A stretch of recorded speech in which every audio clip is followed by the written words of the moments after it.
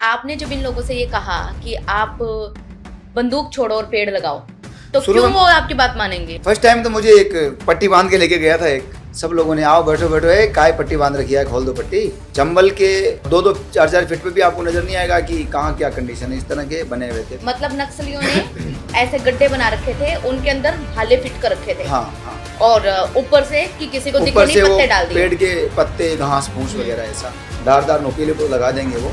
तो आप गिरोगे तो पूरा एकदम पूरे शरीर में घुस जाएंगे ना जगह जगह। तो फिर इन सब डकैतों ने मिलकर पेड़ लगाए। किसी ने स्कूल गोद ले ली, किसी ने किसानों के लिए काम करना शुरू किया, किसी ने बगीचे लगाना शुरू कर दिया। राष्ट्रीय पक्षी मोर की हत्या हो रही है टोंक में, और वहाँ के स्थानीय लोगों की अगर माने तो खाड़ी देशों में मोर के मांस का निर्यात होने के भी वहाँ पर चर्चाएं हैं। मोर का मांस बहुत ज्यादा गर्म होता है और वहाँ 10-10 पत्नियां रखते हैं लोग। मोर को पकड़ते हैं, जहरीला दाना डालते हैं या गोली मारते हैं, उसका पंख नोचते हैं, पूरा खून खून हो जाता है। तो इस बात का है कि जेल कितने गए, आपने अरेस्ट बहुत किए और जेल इतने क्यों नहीं गए? क्योंकि आपने सिर्फ अरेस्ट होने तक ध्यान रखा, उसको फॉलो करने का मांगता है बाबा, उधर साथ चलने का मांगता है ना।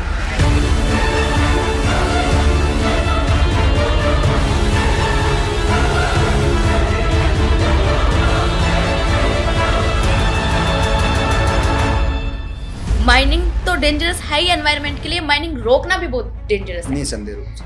अगर आपने माइनिंग रोकने की कोशिश की है तो जानलेवा हमले भी आप पर हुए होंगे। मैं बाइक पे इधर से आ रहा था तो आकर के एक ब्लैक गाड़ी ने मुझ पर अटैक किया, तो बाइक सहित मैं बनास में गया। ये भी लास्ट जो हमला हुआ मेरा टोंक में, गंडा सा मारा ना मुझ पर, ये दोनों टूटी हुई है, काम नहीं करती है। वन्य जीवों का शिकार होगा तो फिर बोलूंगा, हरे पेड़ों की कटाई होगी तो फिर बोलूंगा। बचाने वाला तो महाकाल है।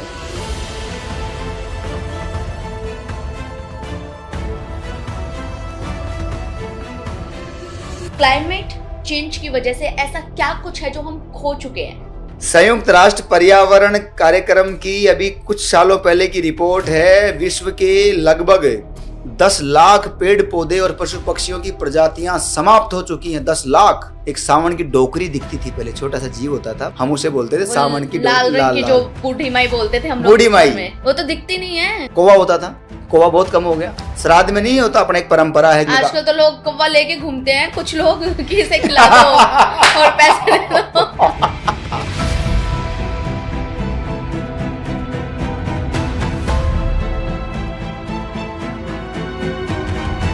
विकास के नाम पर आपने सड़क बनाई, बहुत अच्छी बनाई, मजबूत बनाई, हम लोग उसका लाभ लेते हैं। आपने बड़े बड़े पेड़ काटे थे जो बहुत बड़ा ऑक्सीजन देता था, वो पेड़ लगाने के लिए आपने कॉन्ट्रैक्टर को ठेका दिया, उसने 4 झाड़ियां लगा करके, 4 कांटे लगा करके तीसरी कर ली। मैं आपके मंच पर बोल रहा हूँ, मैं पेड़ नहीं लगाए गए हाईवे पर और पैसे उठा लिए गए।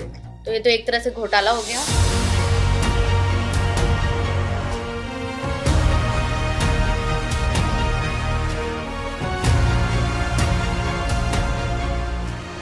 ज्यादातर तो नौटंकी है, इसमें तो कोई दो राय नहीं। एक फिल्म स्टार है बहुत बड़े, मैं उनके पास किसी कार्यकर्ता के साथ घर चला गया। हम जब गए तो वो एक अड्डी हाथ में लेके खाना खा रहे थे लगरेदार पे। वो आए खाना खाते आते ही उन्होंने कहा, सर सेटअप रेडी है? मैंने कहा क्या डायलॉग है मेरा? क्या डायलॉग? तो मैं देखा यार ये कैसी मुंबई है।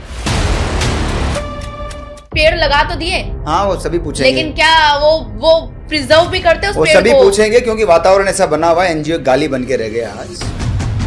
ऊंट की कुर्बानी देने वाला टोंक पहली जगह थी ऊंट की। राज्य पशु का दर्जा दिलवाया ऊंट को हम लोगों ने। वो एक पुरानी जगह है, एक नवाब परिवार की, और उसके बाद में बलम डाली जाती थी। और बाद में जब वो मर के गिर जाता था नीचे घायल होकर के, किसी के हाथ में कुछ होता था, किसी के हाथ में कुछ होता था, वो लेके भागते थे काट काट के, जिसके हाथ में जो हाथ आ गया। तो इस तरह का बहुत दर्दनाक था वो।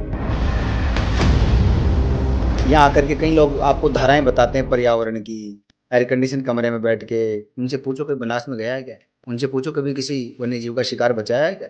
जी। ताबड़तोड़ चलती गोलियों में कभी गए हो भाई?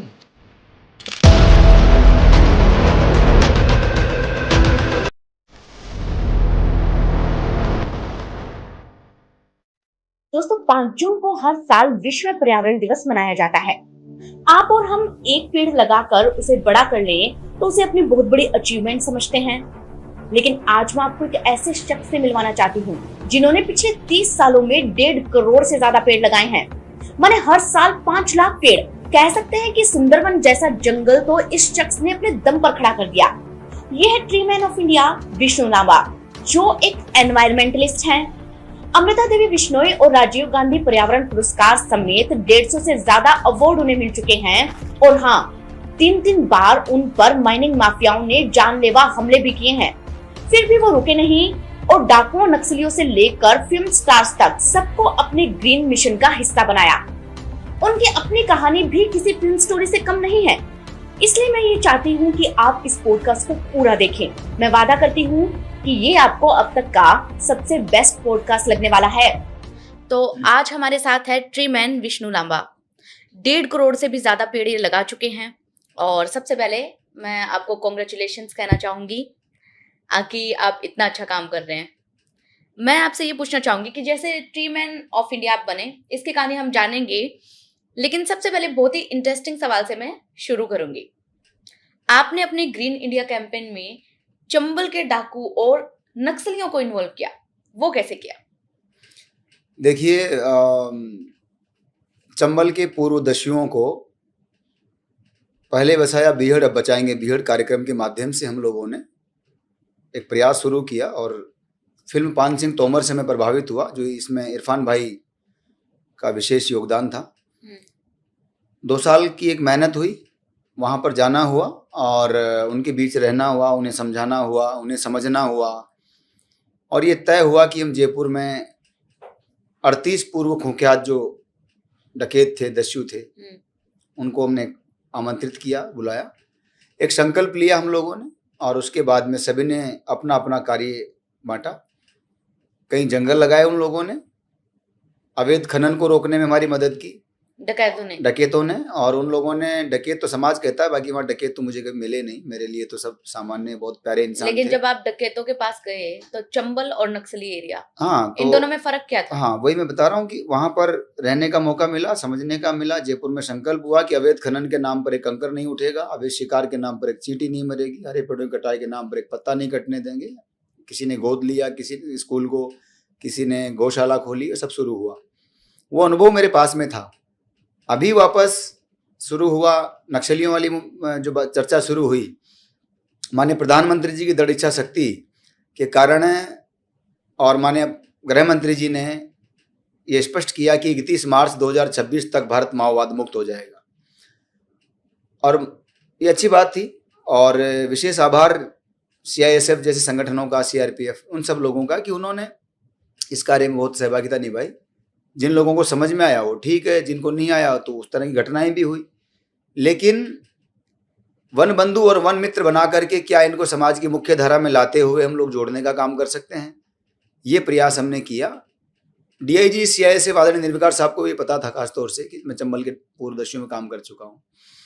उन्होंने याद किया, उस समय काफ़ी मदद की हमारी और वहाँ जाने का मौका मिला, उन लोगों के बीच रहने का मौका मिला, उनको समझाने का मौका मिला। कई लोगों के संपर्क में है, कई लोगों के संपर्क कर भी रहे हैं क्योंकि नक्सल ग्रीन मिशन हम लोगों ने शुरू किया है। तो दोनों जगहों पर जो उद्देश्य है वो पर्यावरण संरक्षण है, जल जंगल जमीन जानवर का संरक्षण है। लेकिन चंबल के में बीहड़ थे, बड़े बड़े माउंट बने होते थे, इस तरह से अब आपको ऊपर चढ़ना है एकदम, फिर नीचे उतरना है आपको मिट्टी के, और 2-2, 4-4 फीट पे भी आपको नजर नहीं आएगा कि कहाँ क्या कंडीशन है, इस तरह के बने हुए थे। अभी भौगोलिक स्थिति थोड़ी थोड़ी बदल रही है धीरे धीरे। मतलब वहाँ मिट्टी के ढेर लगे हुए हैं। हाँ, और उन पर पेड़ है, तो पेड़ पूरा बीहड़ वो वैसा बना हुआ है। हाँ, पेड़ है, लेकिन पेड़ वहाँ फिक्स है, बबूल और इस तरह की कुछ झाड़ियां हैं, जैसा आप फिल्मों में दिखाते हैं कि डकैत नहीं, फिल्म में तो झूठी है, फिल्म में सब झूठी है। असली डकैत, वहाँ घोड़े नहीं होते, वहाँ पर कोई नाच गान नहीं होता, वो एक अलग जिंदगी है, फिल्में झूठी है सारी। तो वहाँ पर इस तरह की स्थितियाँ हैं और वहाँ पर आपको गड्ढे बनाने की जरूरत नहीं होती। जैसे यहाँ नक्सलियों को तो भी देखा ना हम लोगों ने कि रास्ते में आप जा रहे हो, एक सड़क के ऊपर पत्ते रखे हुए हैं कई सारे पेड़ों के, आपको पता ही नहीं चलेगा क्या हो रहा है। आप आगे बढ़ रहे हो, अचानक आपका पाँव एक खाई में चला जाता है, गड्ढे में, और पता चलता है कि फिर आपकी जीवन लीला समाप्त। वहीं पर आपको गड्ढे में क्या है? उल्टे भाले लगा देते हैं। अच्छा, जो एक तरह से लोहे के, मतलब चाकू कह सकते हो आप, धारदार नोकीले लगा देंगे वो, तो आप गिरोगे तो पूरा एकदम पूरे शरीर में घुस जाएंगे ना जगह जगह। मतलब तो हमारे जवानों के लिए, मुखबिरों के लिए, आने वालों के लिए वो लोग लगा देते थे। तो इस तरह की चीजें वहां पर नहीं थी। मतलब नक्सलियों ने ऐसे गड्ढे बना रखे थे, उनके अंदर भाले फिट कर रखे थे। हाँ हाँ, और ऊपर से कि किसी को दिखे नहीं, पत्ते डाल दिए, पेड़ के पत्ते, घास फूस वगैरह ऐसा। कई जगह हथियार बड़े बड़े, अभी एक जगह जहाँ पर खोदा गया था हमारे कुछ लोगों ने, तो वहां देखा इंसास AK-47, 303, माउजर, पिस्टल और ये इस तरह के बहुत सारे हथियार उसमें मिले उन तो लोगों ये हथियार भी ये लोग गड्ढों में छुपाते हैं को। छुपा के रखते थे यहाँ, ताकि किसी को पता ना ताकि चले। किसी को पता ना चले। वहां पर स्थितियां दूसरी थी। चंबल में क्या था? चंबल में तो पेड़ पे चढ़ जाता है आदमी, वहां से निगरानी रखता है कि मुखबिर आ रहा है नहीं आ रहा है। वो पुरानी सब चीजें हो गई बातें अब। नहीं, मैं थोड़ा सा जानना चाहूंगी हाँ, आपसे तो इस वो बारे उस तरह में। ऊपर रखते थे, मुखबिर का ध्यान रखते थे। और पशु पक्षी जो है ना, वो बाहर से कोई अजनबी अगर अपने शहर की ओर आता है तो उनकी चहचहाहट बता देती है कि कोई आ रहा है, ये इंडिकेशन दे देते हैं वो लोग। मतलब तो वो पशु पक्षियों की चहचहाहट से वो पहचान जाते थे। पशु पक्षी जो है उनको बाहरी व्यक्ति का तुरंत पता चल जाता है, और वो जो अलग तरह की आवाजें निकालते हैं तो चंबल के दस्युओं को पता चल जाता था कि बाहर से कोई आ रहा है। उस समय जो स्थितियां थी, और वो अलर्ट हो जाते थे। वो अलर्ट हो जाते थे या जगह बदलते, तुरंत जगह बदलते थे। उनको पता था कि पुलिस आ रही है, जो भी कुछ हो रहा है। हाँ, इस तरह का होता था उस टाइम पे। हाँ, यही स्थितियां थी। और बहुत, और उससे पहले पुतलीबाई के टाइम चले। जैसे पुतलीबाई का आदर्श महिला डकैत कहलाती है, पहली महिला डकैत है पुतलीबाई। अच्छा, तो हमें खाली फूलन देवी के बारे में पता है। नहीं, फूलन देवी का तो एक अलग सीन है। फूलन देवी तो क्या है कि वो एक फिल्म के कारण ज्यादा चर्चाओं में आ गई, और फिर चर्चाओं में भी आ गई, कांड बड़ा हो गया था बेहमई वाला, आपको सबको पता है जी। और फिर लोकसभा अध्यक्ष भी वो बन गई, संसद पहुंच गई, तो इसलिए वो अलग विषय हो गया। लेकिन पुतलीबाई एक आदर्श महिला डकैत के रूप में जानी जाती है, दस्यु के रूप में जानी जाती है। उनकी अलग कहानी है। तो उस जमाने की मैं अगर बात करूं, या फूलन देवी के जमाने की बात करूं, कि उनके बाद फूलन आई ना, तो भी उस समय तो फोन भी नहीं था ना। फिर बाद में धीरे धीरे फोन आया तो समय बदला, फिर इंटरनेट आया तो धीरे धीरे चीजें और बदली। और आज की तारीख में अगर कोई बीहड़ में जाना चाहे तो पॉसिबल नहीं है, क्योंकि आज टेक्नोलॉजी, बीहड़ बिल्कुल खाली है, बिल्कुल बहुत शांति है बीहड़ में। सब लोग, जो हमारे चंबल के पूर्व दस्यु भाई थे, पूरे 550 परिवारों का समर्थन हमें मिला। आपके चंबल से चित्रकूट तक, ददुआ ठोकिया गिरो जहाँ था, ये सब लोगों ने समर्थन दिया और सब लोग पेड़ लगा रहे हैं। मतलब ये जो 550 परिवार थे, अब 550 जो डकैत थे वो डकैत नहीं रहे। अब वो समाज की मुख्य धारा में आ चुके हैं। कोई भी सैद्धांतिक दस्यु अब चंबल में नहीं है। अब अगर कोई आपको मिल गया गलती से, तो वहां पर सिर्फ वो है जो एक 2 कौड़ी का उठाई गिरा होता ना, सड़क छाप, 2 पैसे के लिए बहन बेटी के साथ किस तरह का दुर्व्यवहार कर दे। वरना आपने कभी इतिहास में आज तक सुना है, कभी आपने इतनी पत्रकारिता की होगी, कभी आपने सुना है कि किसी चंबल के किसी डकैत ने किसी बहन बेटी को छेड़ दिया हो? उनके अपने एथिक्स होते हैं। बिल्कुल बिल्कुल। किसी भी बहन बेटी को कोई भी चंबल में अगर गहना पहन करके आधी रात को चली जाए, उसको कोई माई का लाल हाथ नहीं लगा सकता। मैंने पान सिंह तोमर के जो भतीजे, 13 घंटे एनकाउंटर। मतलब दिल्ली से सेफ लड़कियों के लिए चंबल है। हाँ, दिल्ली से सेफ बिल्कुल चंबल है। आज भी चंबल सेफ है। आज ही बहन बेटी का वहां पाँव छूते हैं बच्चियों के, वहां लड़कियों के पाँव छूते हैं लोग। आपको आश्चर्य होगा, मैं एक बात बता रहा हूँ बीच में, सॉरी। बिल्कुल बिल्कुल। पान सिंह तोमर के जो भतीजे हैं, 13 घंटे एनकाउंटर चला, आपको पता है। 28 लोग उसमें मारे गए जी। 28 में से एक व्यक्ति बचा, बलवंता। बाकी सब पान सिंह तोमर, सूबेदार, सब लोग चले गए।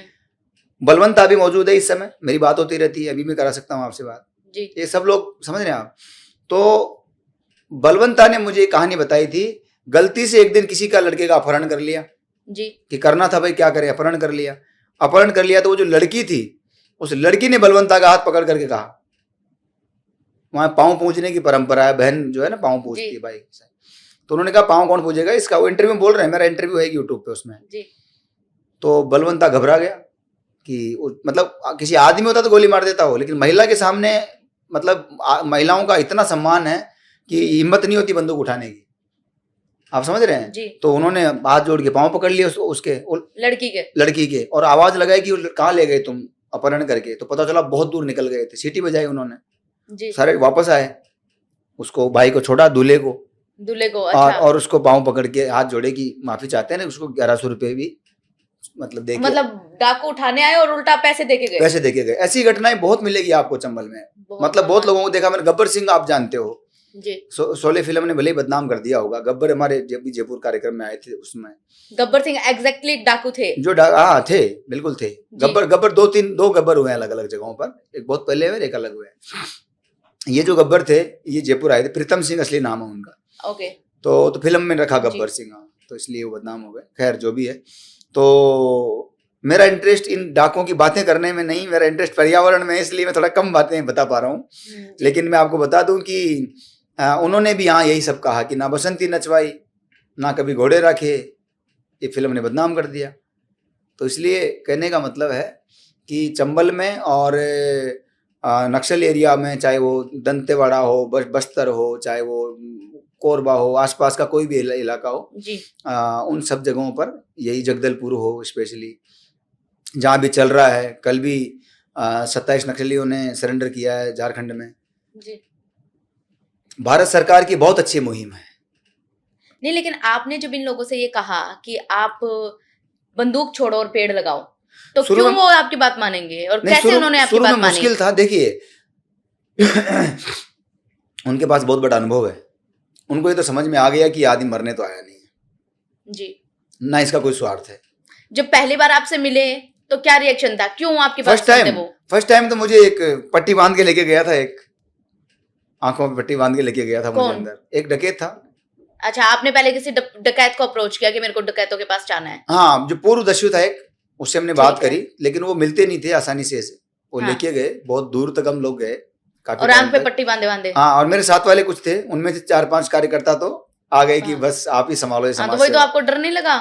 नहीं, देखो ऐसा है, डर मेरी डिक्शनरी में नहीं है। मुझे जो आप सोचिए, घर परिवार, माँ बाप, संसार, सारी चीजों को छोड़ छाड़ करके कोई आ गया हो। अब जो देश का सोचता है ना, फिर वो कुछ नहीं सोचता।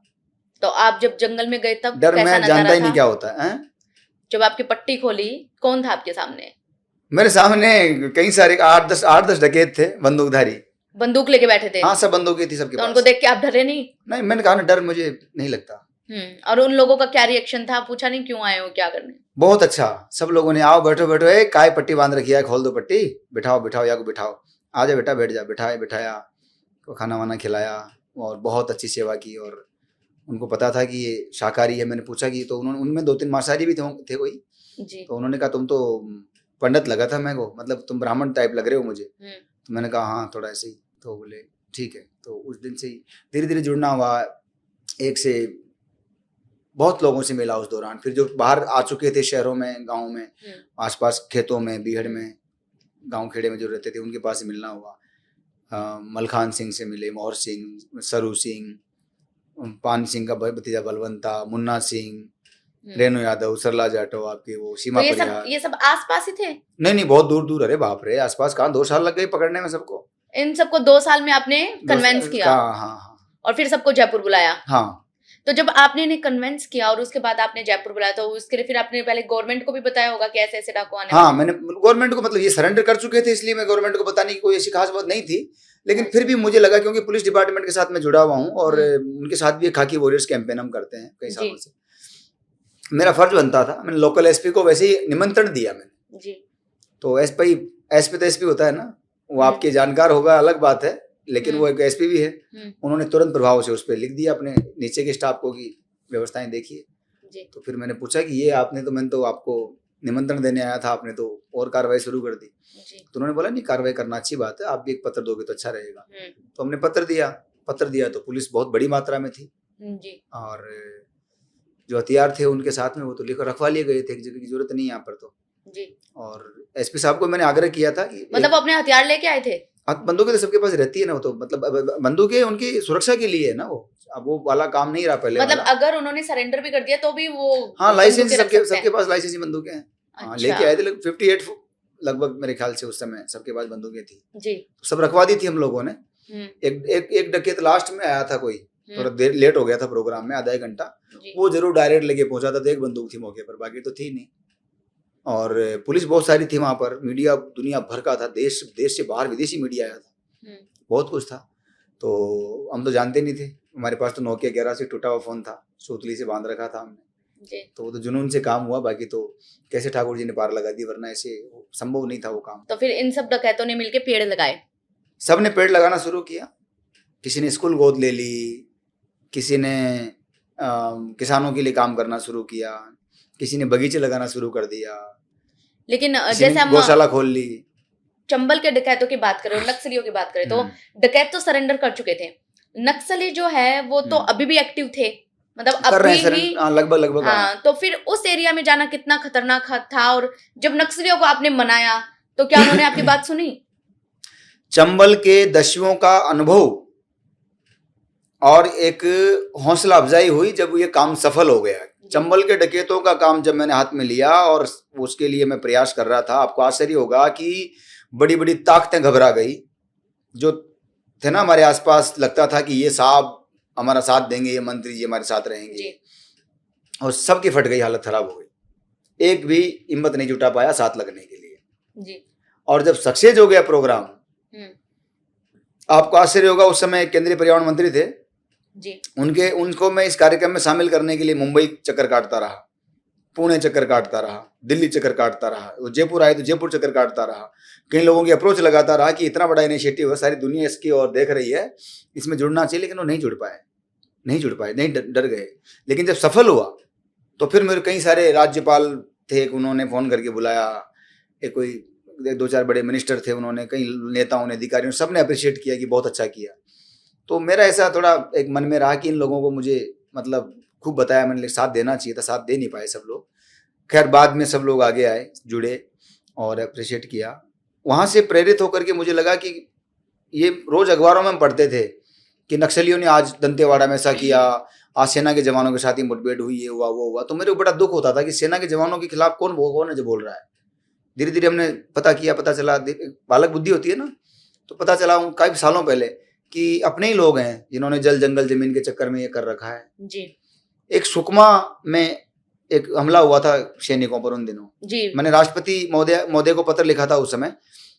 तो उसका मुझे लगा था कि मैं अभी यहाँ भी मुझे अनुमति दी जाए और मैं वहां जाऊं, क्योंकि इधर सरेंडर कर चुके लोगों के बीच में रहना अलग बात है, वो उधर रहना दूसरी बात है जी। तो पत्र का मुझे लगा कि देख करके अब चलेंगे। लेकिन उन जवानों को जब उन्होंने गोली मारी, 17 जवान शहीद हुए थे उस दौरान सुकमा में। हाँ, तो मुझे बहुत बड़ा हमला हुआ था। तो मुझे उससे मेरा दिमाग खराब हो गया कि सैनिकों के लिए तो हम जी जान लगा दें, लेकिन अब जो हुआ है बड़ा।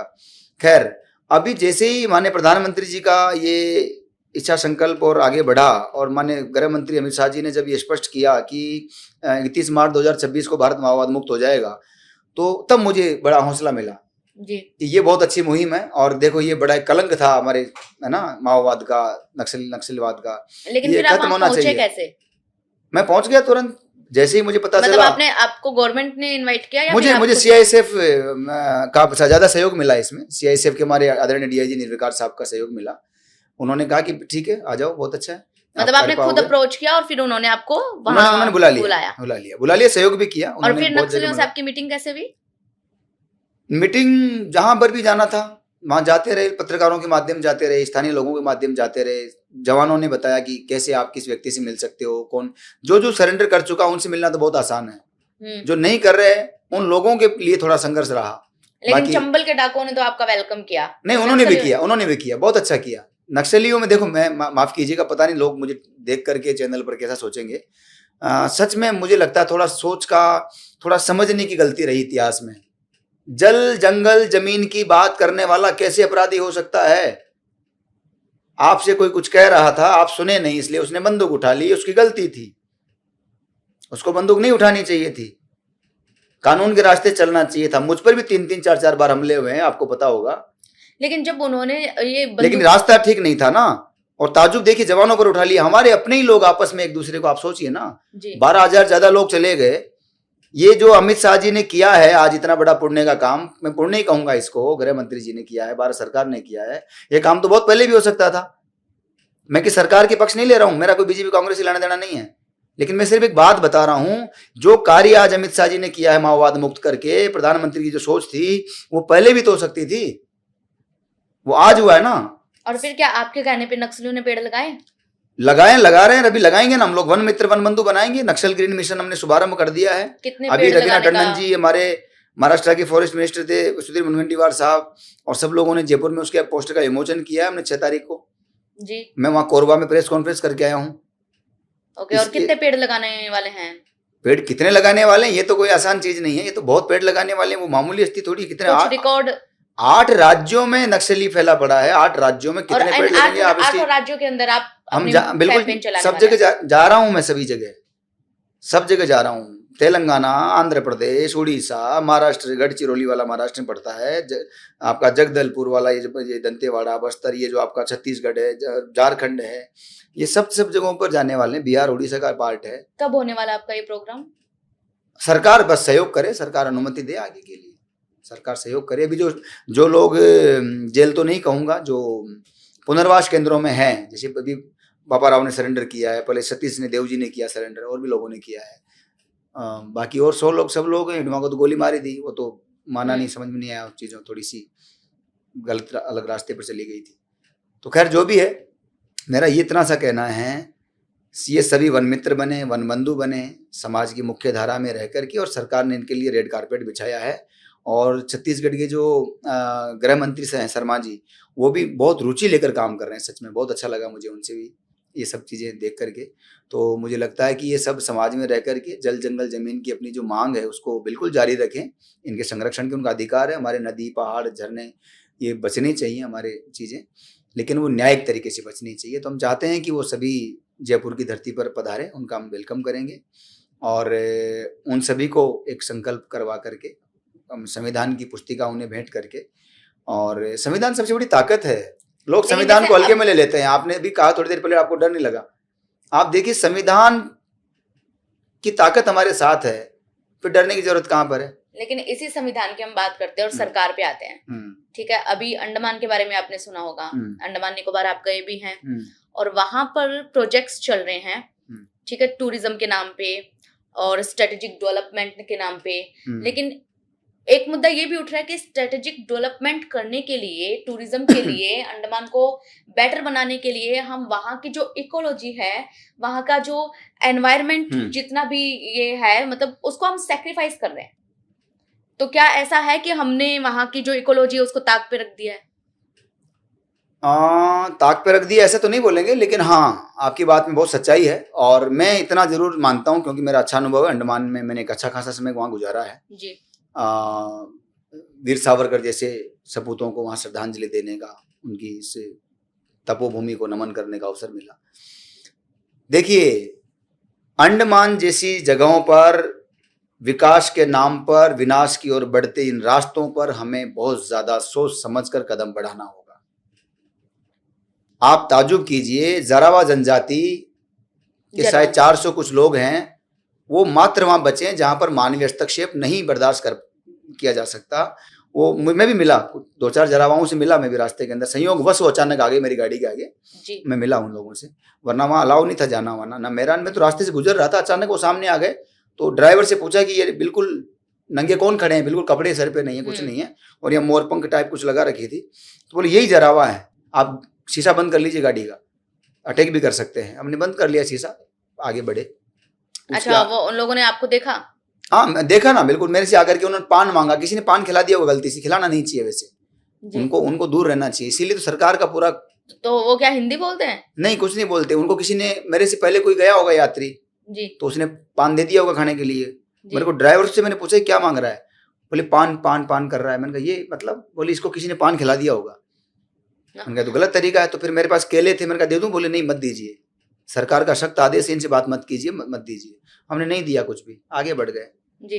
हाँ, बस वो देखता ही रह गया, आगे बढ़ गए हम लोग जी जी। तो मतलब जहाँ जो सरकार आपको कोई निर्देश दे रही है तो उसकी पालना करनी चाहिए। आपके माध्यम से मैं और पर्यटकों से भी कहना चाहता हूँ, ऐसा कुछ मत कीजिए कहीं पर भी जो नियमों के विरुद्ध हो। तो मैं विषय पर लौटता हूँ। आपने अंडमान की बात की है। अंडमान जैसी जगह पर विकास के नाम पर विनाश की ओर बढ़ते रास्तों पर हमें बहुत गंभीरता से सोचना पड़ेगा, नहीं तो जरावा जनजातीय जो बहुत सेंसिटिव जोन है वो प्रभावित होगा जी। वहां पर समुद्री तट खतरे में आ गए, वो प्रभावित होंगे। वहां पर जहाजों के कारण, पर्यटकों के कारण जी, कई कारणों से वहां प्रदूषण बढ़ने लगा है, वो कहीं ना कहीं मतलब कंट्रोल होना चाहिए। वहां पर बायोडाइवर्सिटी जिस तरह डैमेज हो रही है वो बहुत चिंता का विषय है। तो निश्चित रूप से विकास हो, लेकिन किसी भी हालत में प्रकृति के, पर्यावरण के संरक्षण के साथ साथ होना चाहिए, उसको नहीं डैमेज करना चाहिए। ये मेरा ऐसा मानना है। बात हम गर्मी की भी करें, ठीक है, अभी गर्मी, मई का सीजन चल रहा है, जून आएगा, जुलाई आएगा, गर्मी बढ़ती जाएगी, 45-50 के अराउंड हमारा टेम्परेचर हो गया है। तो ये जो गर्मी इतनी खतरनाक हो रही है, क्या ये कोई साइकिल है या हमने ही प्रकृति के साथ कुछ गलत किया है? अभी हम लोग यहाँ बैठे हैं जी, अभी यहाँ का टेम्परेचर अलग है, धूप में जाओगे अलग है, पेड़ के नीचे जाओगे अलग। आप समझ रहे हैं मेरी बात को? जी जहाँ पेड़ है वहां पर आपको टेम्परेचर कम देखने को मिलेगा, जी जहाँ पेड़ नहीं है वहां ज्यादा मिलेगा। ऋतुएं पर्यावरण पर निर्भर करती है ना। जब आपके 4 ऋतुएं हुआ करती थी, वो ऋतुएं 4 में से तो 3 बची है मोटी मोटी, एक तो खत्म ही हो गई लगभग लगभग। जी अब जो 3 बची है वो भी क्लाइमेट शिफ्ट हो गया, जी एक दूसरे उसमें चला गया। जिस समय बारिश आनी चाहिए थी उस समय आपकी धूप हो रही है, जिस समय आपके सर्दियां पड़नी चाहिए उस समय आप लोग टी शर्ट में और पजामे में घूम रहे हैं मार्केट में। जी ये सब चीजें पर्यावरण का सत्यानाश करने के कारण हो रहा है। आने वाली पीढ़ियां इसके दुष्परिणामों को ना भोगे, ना देखे, उन पर इस तरह का ना बीते जैसा कोरोना में हुआ। इसलिए सबको चाहिए कि अगर इन्हें हमें जिंदा रखना है तो अभी अंतिम दौर चल रहा है संभलने का। इसके बाद प्रकृति आपको संभलने का अवसर नहीं देगी। प्रकृति ने आपको अनेक अवसर दिए, कभी कोरोना के रूप में, कभी सुनामी के रूप में। आप समझ नहीं पाए इशारों को। जी अभी काशी मठ आपने देखा, काशी मठ जैसी जगह पर मतलब इतना बड़ा वो चीजें हो गई। आपने जोशीमठ, हाँ सॉरी जोशीमठ, जोशीमठ में सब चीजें हो गई। बहुत सारी जगहों पर ऐसा हुआ। केदारनाथ की त्रासदी आपने देखी। आपको समय रहते समझना होगा, क्योंकि आप इतना कुछ डैमेज कर चुके हैं। और विकास के नाम पर आपको आश्चर्य होगा, जितने पेड़ हमने लगाए नहीं, हमने माने भारत सरकार ने, हमारी एजेंसियों नहीं लगाए, हमने नहीं लगाए, उससे कई ज्यादा पेड़ रोज विकास के नाम पर कटते हैं। आप कल्पना कीजिए हम कहाँ लगा रहे हैं। आपने अभी कुछ हाईवे वाली बात भी बताई थी। हाईवे जितने देश में सड़क चौड़ी करने के नाम पर, सौंदर्यीकरण के नाम पर, और हाईवे बन रहे हैं देश में, ताबड़तोड़ हाईवे बन रहे हैं जी। निश्चित रूप से विकास हो रहा है। इस राष्ट्रीय राजमार्ग और सड़क परिवहन मंत्रालय वास्तव में बहुत अच्छा काम कर रहा है। मैं नितिन गडकरी जी को आपके इस मंच के माध्यम से बधाई देता हूं। लेकिन मेरी एक प्रार्थना है, आदरणीय गडकरी साहब विकास पुरुष के रूप में जाने जाते हैं, उनसे मेरा सिर्फ एक प्रार्थना है, विकास के नाम पर आपने सड़क बनाई, बहुत अच्छी बनाई, मजबूत बनाई, हम लोग उसका लाभ लेते हैं, लेकिन दोनों तरफ के पेड़ आपने काट दिए। वो पेड़ लगाने के लिए आपने कॉन्ट्रैक्टर को ठेका दिया ग्रीन बेल्ट डेवलप करने के लिए। उसने 4 झाड़ियां लगा करके, 4 कांटे लगा करके तीसरी कर ली। आपने बड़े बड़े पेड़ काटे थे जो बहुत बड़ा ऑक्सीजन देता था, हजारों पशु पक्षियों असंख्य जीव जंतुओं का उस पर बसेरा था, आने जाने वालों राहगीरों को छाया मिलती थी, ऑक्सीजन मिलती थी, फल फूल मिलते थे। लेकिन अब वो पेड़ वापस सब आपने खत्म कर दिए और वापस लगाने के नाम पर जीरो, और पैसे उठा लिए गए। इस बात का मैं आपके मंच पर बोल रहा हूं, मैं पेड़ नहीं लगाए गए हाईवे पर और पैसे उठा लिए गए। तो ये तो एक तरह से घोटाला हो गया। अब ये तो मैं घोटाला हो गया या क्या हो गया, ये तो जांच का विषय करना चाहिए लोगों को। आप इसको नाम कुछ भी दीजिए, लेकिन मैं इस बात के सबूत दे सकता हूं कि पेड़ लगाए नहीं गए और पैसा उठा लिया गया। तो आपने इसको लेके किसी से मुलाकात भी की? मैं गडकरी साहब, देखो गडकरी साहब बहुत विद्वान नेता हैं, निश्चित रूप से उन तक बात पहुंची नहीं होगी कहीं ना कहीं, और नितिन गडकरी साहब से मैं मिलना चाहता हूं, इसलिए मैंने आग्रह किया है। अभी शायद हो सकता है अगले महीने हमारी मुलाकात हो, और यह आग्रह मैं उनके सामने रखूंगा कि ये बहुत गंभीर विषय है और इस पर मुझे पूर्ण विश्वास है गडकरी साहब इसको, चुनौती को बिल्कुल स्वीकार करेंगे और इसका इलाज करेंगे। गडकरी साहब जो सोच लेते हैं ना, वो फिर कर देते हैं, इसमें कोई दो राय नहीं। तो आप उनसे मिलने वाले हैं? बिल्कुल बिल्कुल। तो उम्मीद है कि ये मुद्दा सॉल्व होगा। विष्णु जी, आपकी जर्नी की बात कर लेते हैं। आपको वो पहला दिन याद है कि जब आपको ऐसा लगा कि अगर आप पेड़ नहीं लगाए तो आने वाली जो पीढ़ियां हैं वो हमें कभी माफ नहीं करेगी? आपकी जो ट्री मैन बनने की है कहानी क्या है?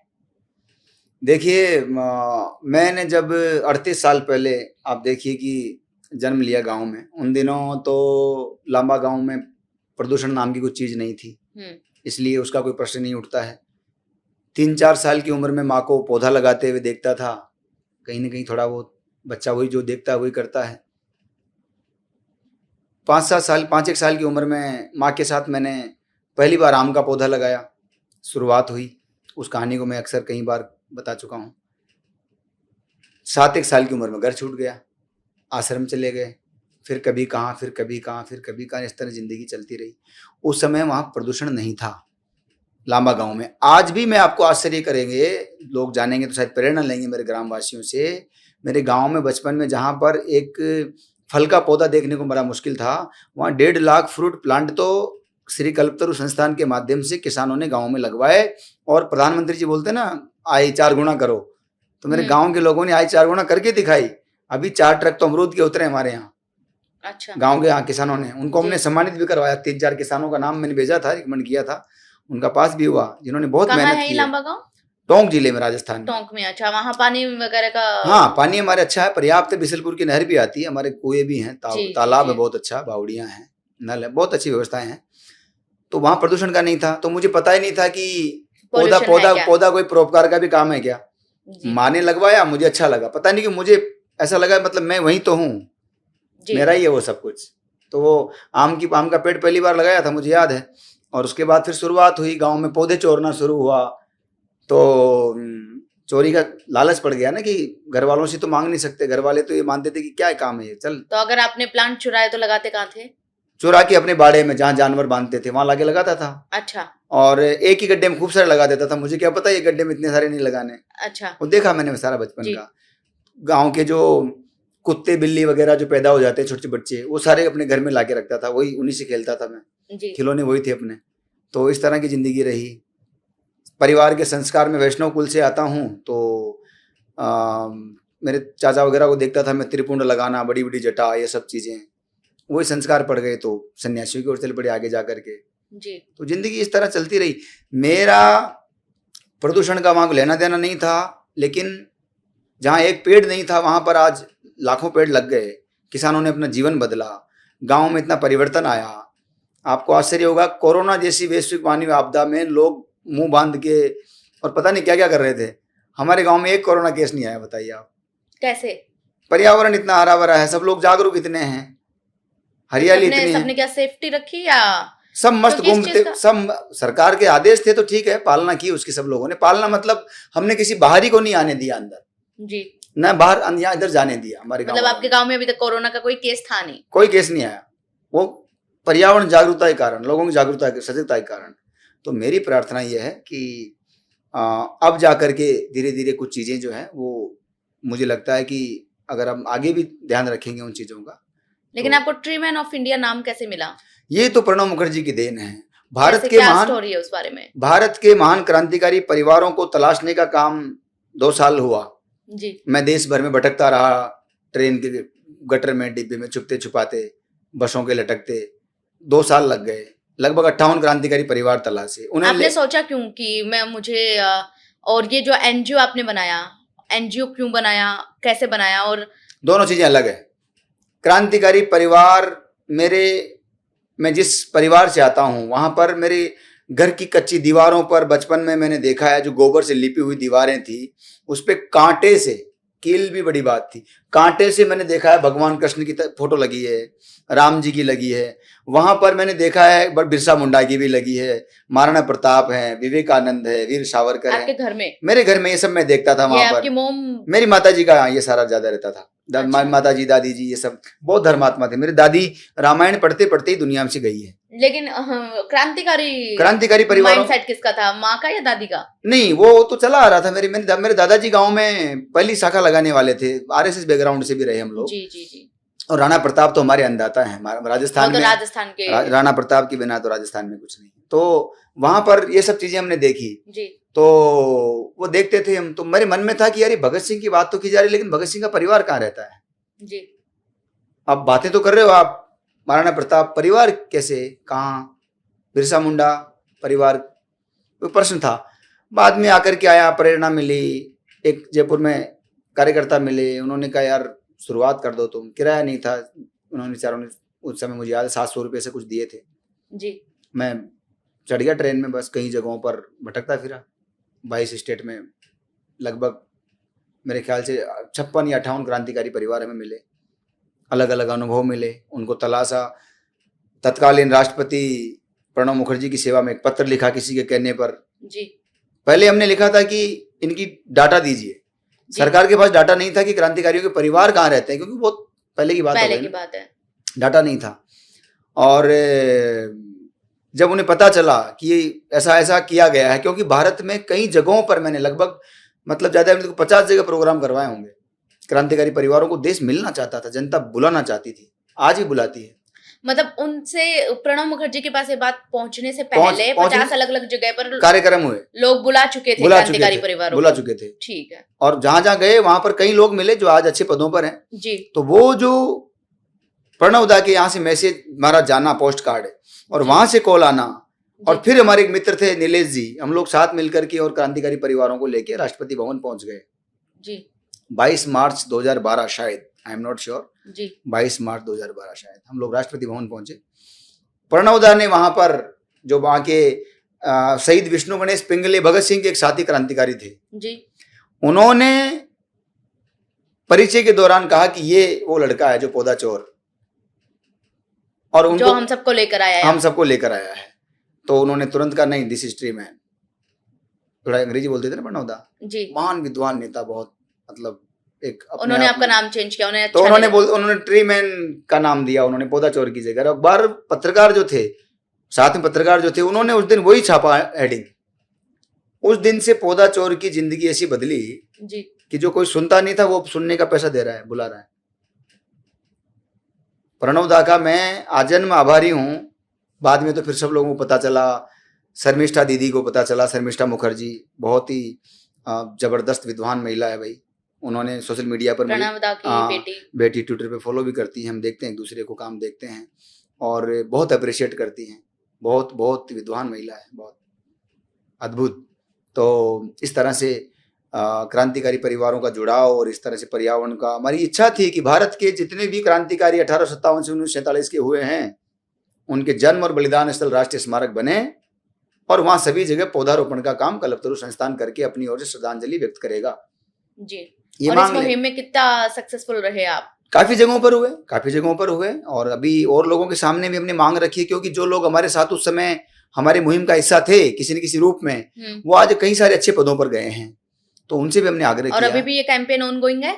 हाँ, लगातार चल रहा है। हमारी कोशिश अंडमान की सेलुलर जेल में हम सभी जल्द एकत्रित हों और देश के माननीय गृह मंत्री जी का, प्रधानमंत्री जी का सानिध्य आशीर्वाद हमें मिले। जी विष्णु जी, एक चीज मैं आपसे और पूछना चाहूंगी कि जब भी एनवायरनमेंट की बात होती है, ठीक है, माइनिंग की बात ना हो ऐसा हो नहीं सकता।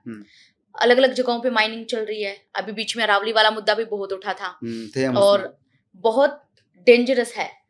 माइनिंग तो डेंजरस है ही एनवायरनमेंट के लिए, माइनिंग रोकना भी बहुत डेंजरस है। निसंदेह रूप से। अगर आपने माइनिंग रोकने की कोशिश की है तो जानलेवा हमले भी आप पर हुए होंगे, तो क्या कहानी रही? कभी डर नहीं लगा जान का? नहीं, डर, देखिए डर मेरी डिक्शनरी में नहीं है, डर वर तो जो, लेकिन फिर भी जो हमले हुए कैसे बचे आप? बचाने वाला तो महाकाल है, बचाने वाला तो परमात्मा है। हथियार नहीं जीतता है, कभी हथियार नहीं जीतता है, हौसला जीतता है, हथियार हमेशा हारता है। आप में इरादा आपका नेक हो, सच्चा हो, ईमानदारी से आप चलते रहिए, कोई कुछ नहीं उखाड़ सकता आपका। 3 बार हमले हो गए, क्या बिगड़ गया? बैठा हूं मैं आपके सामने और अभी बोलूंगा, फिर बोलूंगा, अवैध खनन होगा तो फिर बोलूंगा, वन्य जीवों का शिकार होगा तो फिर बोलूंगा, हरे पेड़ों कटाई होगी तो फिर बोलूंगा। जितनी सांसें हैं उतनी जीना है धरती पर, उसकी जान है, उसने दी है ना, बुला लेगा जिस दिन उसको बुलाना होगा, बुला लेगा। 3 बार हमले हो गए, सब चीजें हो गई, डर डिक्शनरी में नहीं है। लेकिन हमारी बनास मौलिक स्वरूप में लौटे, हमारी नदियां मौलिक स्वरूप में लौटे। नदियां तबाह हो रही, आने वाली पीढ़ियां क्या कहेगी? 50 साल बाद विष्णु लांबा को गालियां बके आने वाली पीढ़ियां, ये इस दिन के लिए काम करूं मैं? इन माफियाओं के तलवे चाटूं मैं? और 6x6 की कुटिया में मुझे सुकून मिलता है, जिसमें मैं 30 सालों से पढ़ा हूँ, 25 सालों से, मुझे उसमें सुकून मिलता है। कभी कभार जाना होता है, अब तो जयपुर आपको पता है मैं टिकता कहाँ हूँ वहाँ पर। मैं लगातार देश भर में, दुनिया भर में, अब तो बाहर भी आना जाना रहता है, देश में विदेश में।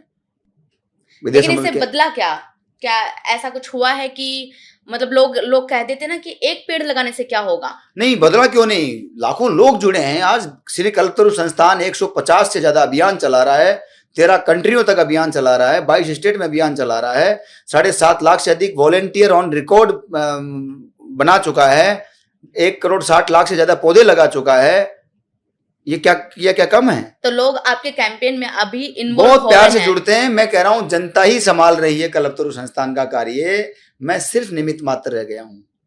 मेरे पास संस्था में सिर्फ 2 जिम्मेदारियां बची हैं। एक, मुझे इनको हर साल कोई गेस्ट लाके देना होता है कि हमारा जो एनुअल प्रोग्राम होता है वृक्ष मित्र सम्मान समारोह, आप जानते होंगे, आरपीएससी यूपीएससी में क्वेश्चन बने, जीके में क्वेश्चन आते रहते हैं, उसके बड़ा यूनिक वो है। वृक्ष मित्र सम्मान समारोह जो हमारा होता है, बड़ा आयोजन कोई हो, ग्रीन आइडल या ऐसा बड़ा कार्यक्रम कभी हो, उसमें इनको गेस्ट लाके देना होता है, कुछ व्यवस्थाओं में मेरा सहयोग होता है, बस। मैं इसके अलावा साल भर में सिर्फ मैं केवल कोऑर्डिनेशन का काम करता हूँ, बाकी कल्पतरु के वॉलंटियर काम संभालते हैं। वो बहुत अच्छी बात है कि आपने एक ऐसा एनजीओ खड़ा कर दिया फॉर द एनवायरनमेंट। और इसमें आपने कहा कि मैंने अलग अलग सेलिब्रिटीज या गेस्ट में लेकर आता हूँ, उस पर भी मैं आऊंगी। लेकिन यहाँ पर मैं सबसे पहले एक सवाल आपसे और पूछना चाहूंगी कि क्लाइमेट चेंज की वजह से ऐसा क्या कुछ है जो हम खो चुके हैं? अरे क्लाइमेट चेंज की वजह से तो बहुत कुछ खो चुके हैं। संयुक्त राष्ट्र पर्यावरण कार्यक्रम की अभी कुछ सालों पहले की रिपोर्ट है, विश्व के लगभग 10 लाख पेड़ पौधे और पशु पक्षियों की प्रजातियां समाप्त हो चुकी हैं। 10 लाख। ये क्लाइमेट चेंज के कारण तो खोया हमने। आपके आसपास एक सावन की डोकरी दिखती थी पहले, छोटा सा जीव होता था, बरसात में निकल के आता था खेतों में, हम उसे बोलते थे सावन की लाल रंग की, जो बूढ़ी माई बोलते थे हम लोग। बूढ़ी माई अब धीरे धीरे कम हो रही है ना, वो तो दिखती नहीं है। अब वो कहा क्या क्लाइमेट चेंज के कारण आपके यहाँ तो वो किस वजह से निकलती थी? क्लाइमेट चेंज के कारण बहुत सारे रीजंस होते हैं उसके। कौवा होता था, कौवा बहुत कम हो गया। कौवा, हाँ, आपके वो क्या बोलते आता है ना अपना, जो दादाजी को श्राद्ध आता है। श्राद्ध में नहीं होता अपना एक परंपरा है कि आप कौवे को कुछ उसका एक निमित्त मात्र जो अन्न। आजकल तो लोग कौवा लेके घूमते हैं कुछ लोग कि इसे खिला दो और पैसे दे दो। सॉरी।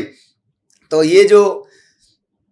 ये जो कौवा है, ये कौवा आज आपको देखने को नहीं मिलता, चाहे वो श्राद्ध पक्ष हो, चाहे कृष्ण पक्ष हो, शुक्ल पक्ष हो, और है ना। तो ऐसे बहुत सारी चीजें हमने खो दी है। हमारे आसपास बहुत कुछ ऐसा था, आपका रोहिड़ा बहेड़ा था, वो सब आपने खो दिया है, बहुत कम बचा है नाम मात्र का। वरना राजस्थान में तो सब ज्यादा होता था रोहिड़ा बहेड़ा। हमारा तो राजस्थान का राज्य पुष्प है रोहिड़ा, आप देखिए। हाँ, हमारा राज्य वृक्ष खेजड़ी है, उसको तो चलो फिर भी, क्योंकि विष्णोई समुदाय, खासतौर से विष्णोई समुदाय और भी लोग हैं, पूरा बचाने के लिए तत्पर रहते हैं हमेशा। तो मुझे लगता है कि क्लाइमेट चेंज ने बहुत कुछ खोया। क्लाइमेट चेंज का, जैसे छोटा एक स्पैरो भी होता था, छोटी चिड़िया होती थी, गौरैया, वो भी नहीं दिखती है। बहुत सारे गौरैया दिखने लगी थोड़ी थोड़ी, कई सालों के प्रयास है। श्री कल्पतरु संस्थान जैसे कई संगठन परिंदों के लिए परिंदा अभियान इस तरह के चलाते हैं। अभी भी हमारा स्टार्ट हो गया है, 6 तारीख को हमने स्टार्ट कर दिया है। अभी आप देखेंगे पूरे राजस्थान में हम लोग टंकियां लगवाना पानी की, उनको रोज भरवाना, वॉलेंटियर नियुक्त करना, पक्षियों के लिए परिंदे लगवाना, दाने पानी की व्यवस्था करवाना। लेकिन आप ये कहते हैं कि आप लोग डोनेशन नहीं लेते, हमारे तो ये सब होता कैसे है? हमारे साथ कई सारी संस्थाएं जुड़ी हैं, हमारे साथ हमारे शुभचिंतक जुड़े हैं, कई सारे अधिकारी कर्मचारी जुड़े हैं, हमारे वॉलेंटियर्स फौज बहुत बड़ी हो गई है। अगर हम 10-10, 20-20 रुपए इकट्ठा करेंगे तो भी 2-4 लाख तो ऐसे इकट्ठे हो जाते हैं। अच्छा, आप सोचिए, तो हमारे कैंपेन चल जाते हैं। तो सरकार से, लेकिन कितना मुश्किल होता है विदाउट डोनेशन सर्वाइव करना। मुश्किल तो बहुत होता है, उसके तो पूछिए मत आप कैसे संघर्ष होते हैं। लेकिन ये कह सकता हूं कि आप आंख में आंख डाल के बात करने का हौसला रखते हैं, क्योंकि आप अगर ईमानदारी से काम करते हैं। सरकार से कभी हम सहयोग लेने नहीं गए, सरकार कभी हमें देने नहीं आई। मैं ये नहीं कह रहा सरकार से हम लेते नहीं है या सरकार हमें देती नहीं है, ना हम लेने गए ना कभी सरकार हमें देने आई। लेकिन सरकारों के साथ काम हमने बहुत किया, चाहे माननीय मुख्यमंत्री हमारे अशोक गहलोत साहब थे, उनके साथ मैंने हरित राजस्थान अभियान में काम किया। जल स्वावलंबन का कार्य आदरणीय वसुंधरा राजे जी ने मुख्यमंत्री के रूप में छेड़ा, तो उसमें काम किया। अभी हरियाणा राजस्थान चल रहा है, तो भजन लाल शर्मा जी के साथ भी काम करने का अवसर मिलेगा। जी, आप ये कहते हैं कि जब आपने डोनेशन लिया नहीं और बड़े बड़े सेलिब्रिटीज से आपका मिलना होता है, आपने अमिताभ बच्चन को भी इंक्लूड किया अपने कैंपेन में। आपने नहीं, मैंने इंक्लूड नहीं किया, रवीना टंडन को मैंने नहीं किया। मुझे उन लोगों ने अवसर दिया, मैं छोटा कार्यकर्ता हूँ, उन्होंने मुझे अवसर दिया। उन्होंने आपको अप्रोच किया? हाँ, महाराष्ट्र शासन के यशस्वी वन मंत्री आदरणीय सुधीर मुनगंटीवार जी, मैं आपको बता दूं, वो इतना जबरदस्त इंसान है सुधीर मुनगंटीवार जी, आप कल्पना नहीं कर सकते। वो एक वन मंत्री होकर भी एक बागवान की तरह काम करने वाले व्यक्ति हैं। मेरा लंबा अनुभव है किसी के साथ में जी, और यहाँ बैठ करके कोई चर्चा कर रहा हूँ, उसके पीछे कोई उद्देश्य नहीं है, ये सच्ची बात है जी। सुधीर मुनगंटीवार जी का मेरे पास फोन आया कि महाराष्ट्र शासन आपकी सेवाएं लेना चाहता है। मैं महाराष्ट्र का वन मंत्री बोल रहा हूँ। पहले तो विश्वास नहीं हुआ, फिर मैंने कहा कि सेवाएं तो हम भी देना चाहता है, लेकिन कोई लेना तो चाहे जी, क्योंकि मैं कमरे के बाहर, मेरी चप्पल टूट गई थी तो उसको मैं गांड वो कर रहा था, सिल रहा था उसको जी, ये कंडीशन थी। तो सुधीर भाऊ ने कहा, मुनगंटीवार जी ने, कितने टाइम पहले की बात है ये 2000 शायद होगी, 16-17 की बात होगी शायद जी, उसी समय बना, उन्होंने पहली बार वन मंत्री बने थे वो तब जी। तो उसके बाद में फिर हम चले गए। खैर वो उधर से मेरे पास कॉल आया वापस मंत्री जी के सहयोगी का, मैंने कह दिया मंत्री जी को ठीक है। कॉल आया कि आपका टिकट करवाना है। मैं ट्रेन का समझा, क्योंकि मैं जिंदगी में कभी बैठा नहीं था प्लेन में जी। अब उनका फोन आया उधर से, तो मैंने कहा ठीक है, आप मेरा दुरंतो में करवा दो। जी तो बोले दुरंतो में? बोले सर क्यों मजाक कर रहे हैं? तो मैंने कहा उसमें खाना मिल जाता है यार, जी ट्रेन में, दूसरी में खाना नहीं मिलेगा, मुंबई तो बहुत दूर है, मैं कब तक पहुंचूंगा? जी तो फिर वो बोला कि आप कि सहयोगी से बात कराओ आपके। जी तो मेरे एक सहयोगी थे, उनसे मैंने बात कराई। मेरे जी सहयोगी को मैंने कहा मैंने ऐसे ऐसे बोला है। मेरे सहयोगी थे विक्रम जी, उन्होंने मुझे बोला यार तुम ऐसे बोलो कि मेरा एडवाइजर है। जी मैं बोला मेरा एडवाइजर? तुम तो मेरी सुनते ही नहीं हो। बोले नहीं नहीं मैं तुम्हारा एडवाइजर हूँ। तो मैंने उनको बोला कि आप बात करो। फिर मैंने बोला उनको पीए को फोन करके, मैंने कहा ये मेरे एडवाइजर है, आपसे बात करेंगे। फिर एडवाइजर, उसने खिलाड़ी आदमी था, उसने बात करी कि भाई ऐसे ऐसे, तो फ्लाइट का टिकट हो गया। जी और बोले आप अटेंडेंट सहयोगी के रूप में कौन आएगा? बोले मैं आऊंगा साथ में। जी तो मुझे विक्रम जी ने बताया कि मेरा भी टिकट हो गया, तुम्हारा भी हो गया। मैंने कहा आप भी मेरे साथ चील गाड़ी में चलोगे? बोले हाँ। मैं बोले चालू आदमी, मैंने कहा खुद का भी करा लिया। खैर अब हम एयरपोर्ट गए तो वहां जाकर के चील गाड़ी, एरोप्लेन सॉरी, तो वहां चले गए, हम चील गाड़ी बोलते थे हम जी। तो वहां चले गए। और वहां गए तो इसके साथ ही रखूं मैं, मुझे थोड़ा मन में लगे पता नहीं क्या होगा। जी दूर से देखी थी मैंने, पास से नहीं देखी थी कभी। अब अंदर जाकर के बैठ गए, बैठा दिया इन्होंने, और बहुत भयंकर उत्सुकता पहली बार बैठने की, गांव के बच्चे थे हम। अंदर बैठ गए तो इसको पागल कर दिया विक्रम जी को। मैंने कहा इधर से फोटो लो, इधर से भी लो, इधर से भी लो, ऐसे भी लो, ऐसे भी लो, पूरा पागल कर दिया। फिर मुझे इसने आउट नहीं करने दी फोटो है, तो आउट कहीं नहीं करोगे आप जी। मैं बोला फेसबुक पे डालेंगे यार। बोले फेसबुक आज से बंद, नहीं डालोगे आप। मैंने कहा चलो, तुम अभी तक भी शायद आज तक कभी कोई इस तरह की आउट नहीं हुई जी। खैर तो अब अंदर गए तो थोड़ी देर बैठे रहे वहां पर। उसके बाद फिर उड़ान भरी उसने, और मुझे लघु शंका लगी। तो मैंने कहा क्या करें? तो फिर मैंने, अच्छा मुझे नहीं पता था कि अंदर होता है जी। तो मैंने पहली बार बैठे थे ना, हाँ मैंने विक्रम जी को कहा, मैंने कहा यार मैं लगी। तो बोले जाओ। मैंने कहा यहाँ? तो मैंने कहा जाएगा किसी के, मतलब बहुत कितने, पता नहीं कितनी ऊंचाई पर आ गए, किसी के सर पे गिरेगा, कैसे क्या होगा?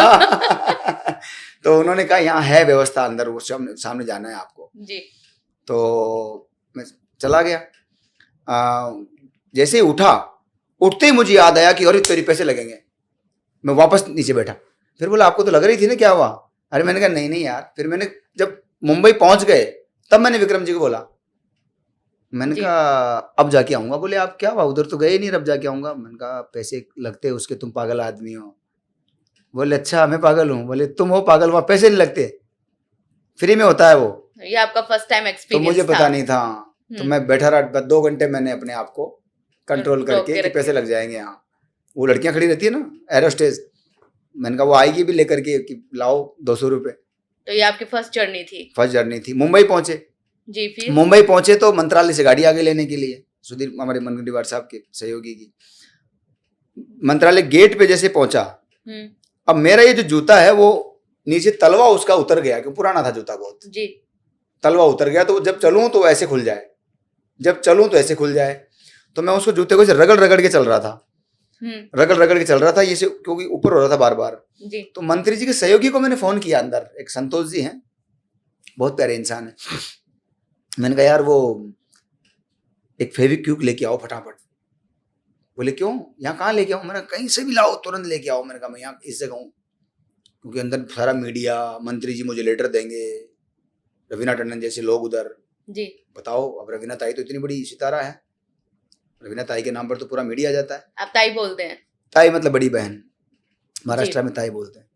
तो ये सब चीजें हो गई। अब वहाँ वो लेके आया मेरे लिए, फटाफट एक रगड़ते चला, थोड़ा मौका देखा, कुर्सी के पीछे होके, गेट के पीछे होके वो लगा के चिपका लिया, तब जान में जाना है जी।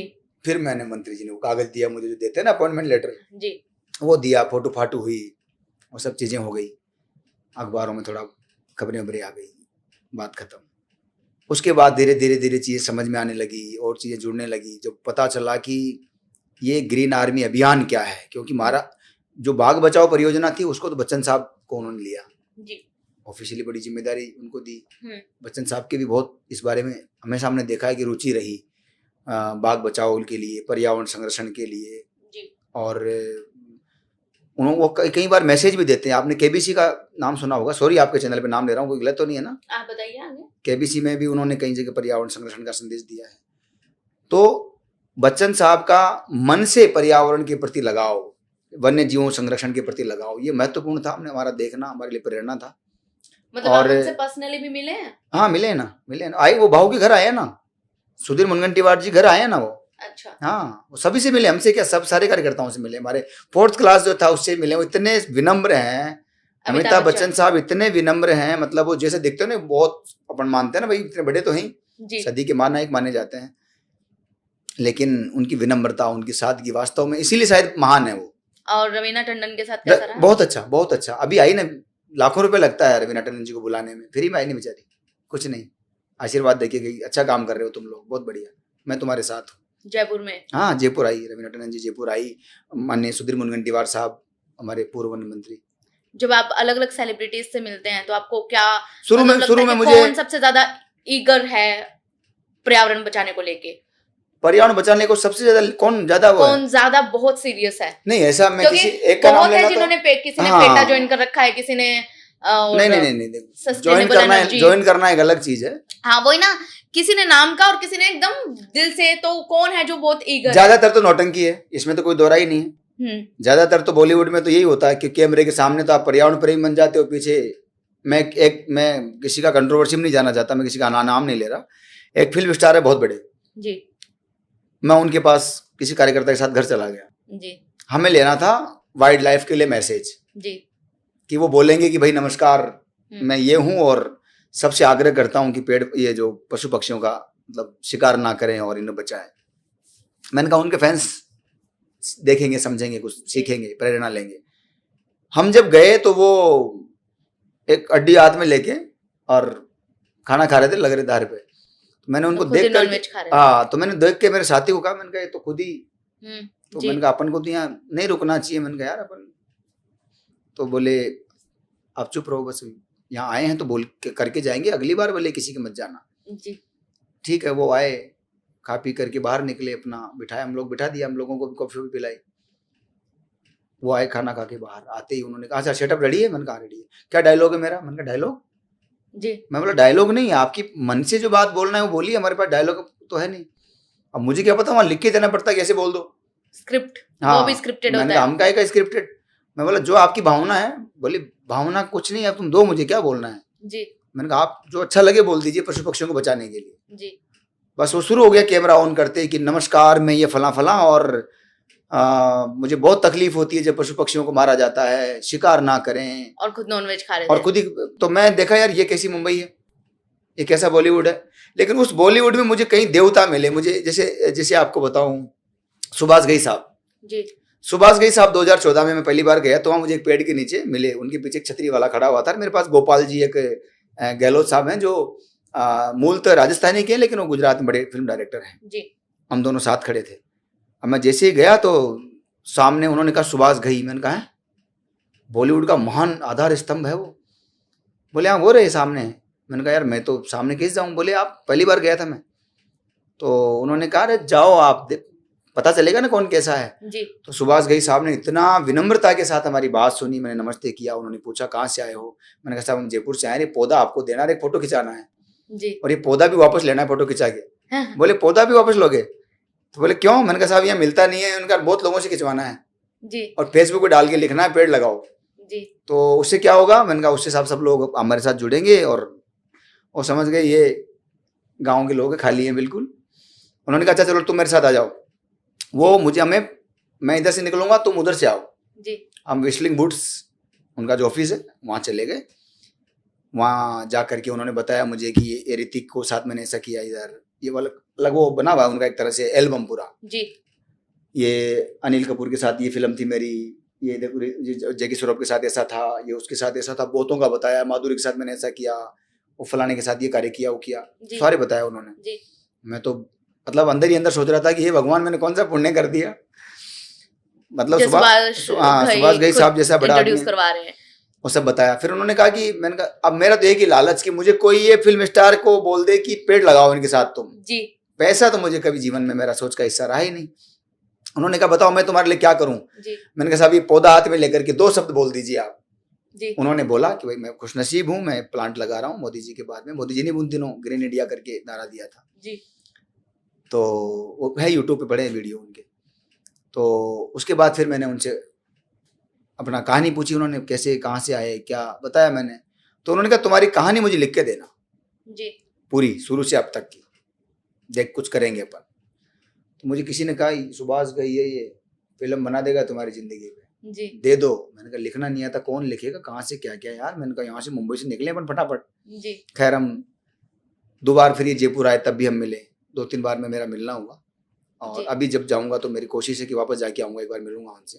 जी मेरा इंटरेस्ट वो फिल्म बनाना या ऐसा कुछ नहीं था, एक अच्छा इंसान आपको बॉलीवुड में मिले वो मेरे लिए बहुत महत्वपूर्ण था। तो सुभाष घई साहब शायद मेरी नज़र में, आपने जो पूछा ना कि वहाँ सबसे अच्छे कौन है, जी ऐसे सबसे अच्छे में बहुत लोग हैं और भी। जी हमारे सयाजी सिंधे एक बहुत बड़े फिल्म अभिनेता हैं, आप जानते हैं, नेगेटिव रोल करते हैं।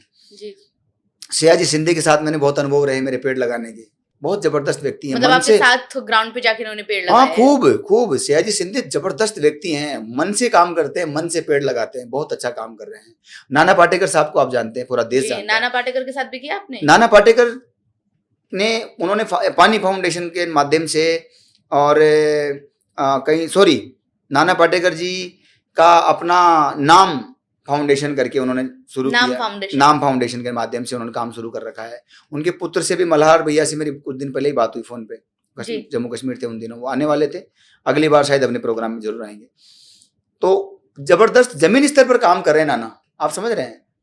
तो अच्छा लगता है ऐसे लोगों को देखते हैं। नाना को कहीं भी बिठा दो, कुछ भी खिला दो, ऐसे देसी आदमी बिल्कुल। तो ऐसे बहुत लोग हैं। जेके दादा को जानते हैं आप? जैकी श्रॉफ गले में लटकाए घूमते हैं पौधा, हाँ। जहां भी जाते हैं बाबा झाड़ लगाओ, बाबा झाड़ लगाओ, उनका अपना स्टाइल है। ऐसे बहुत लोग हैं वहां पर काम करते हैं जो जेन्युइनली काम कर रहे हैं। बिल्कुल। अक्षय कुमार को आप देखते हैं, अक्षय कुमार बराबर युवाओं को, स्पेशली से भी मिलना हुआ। स्वास्थ्य के लिए अक्षय कुमार विशेष रूप से काम कर रहे हैं।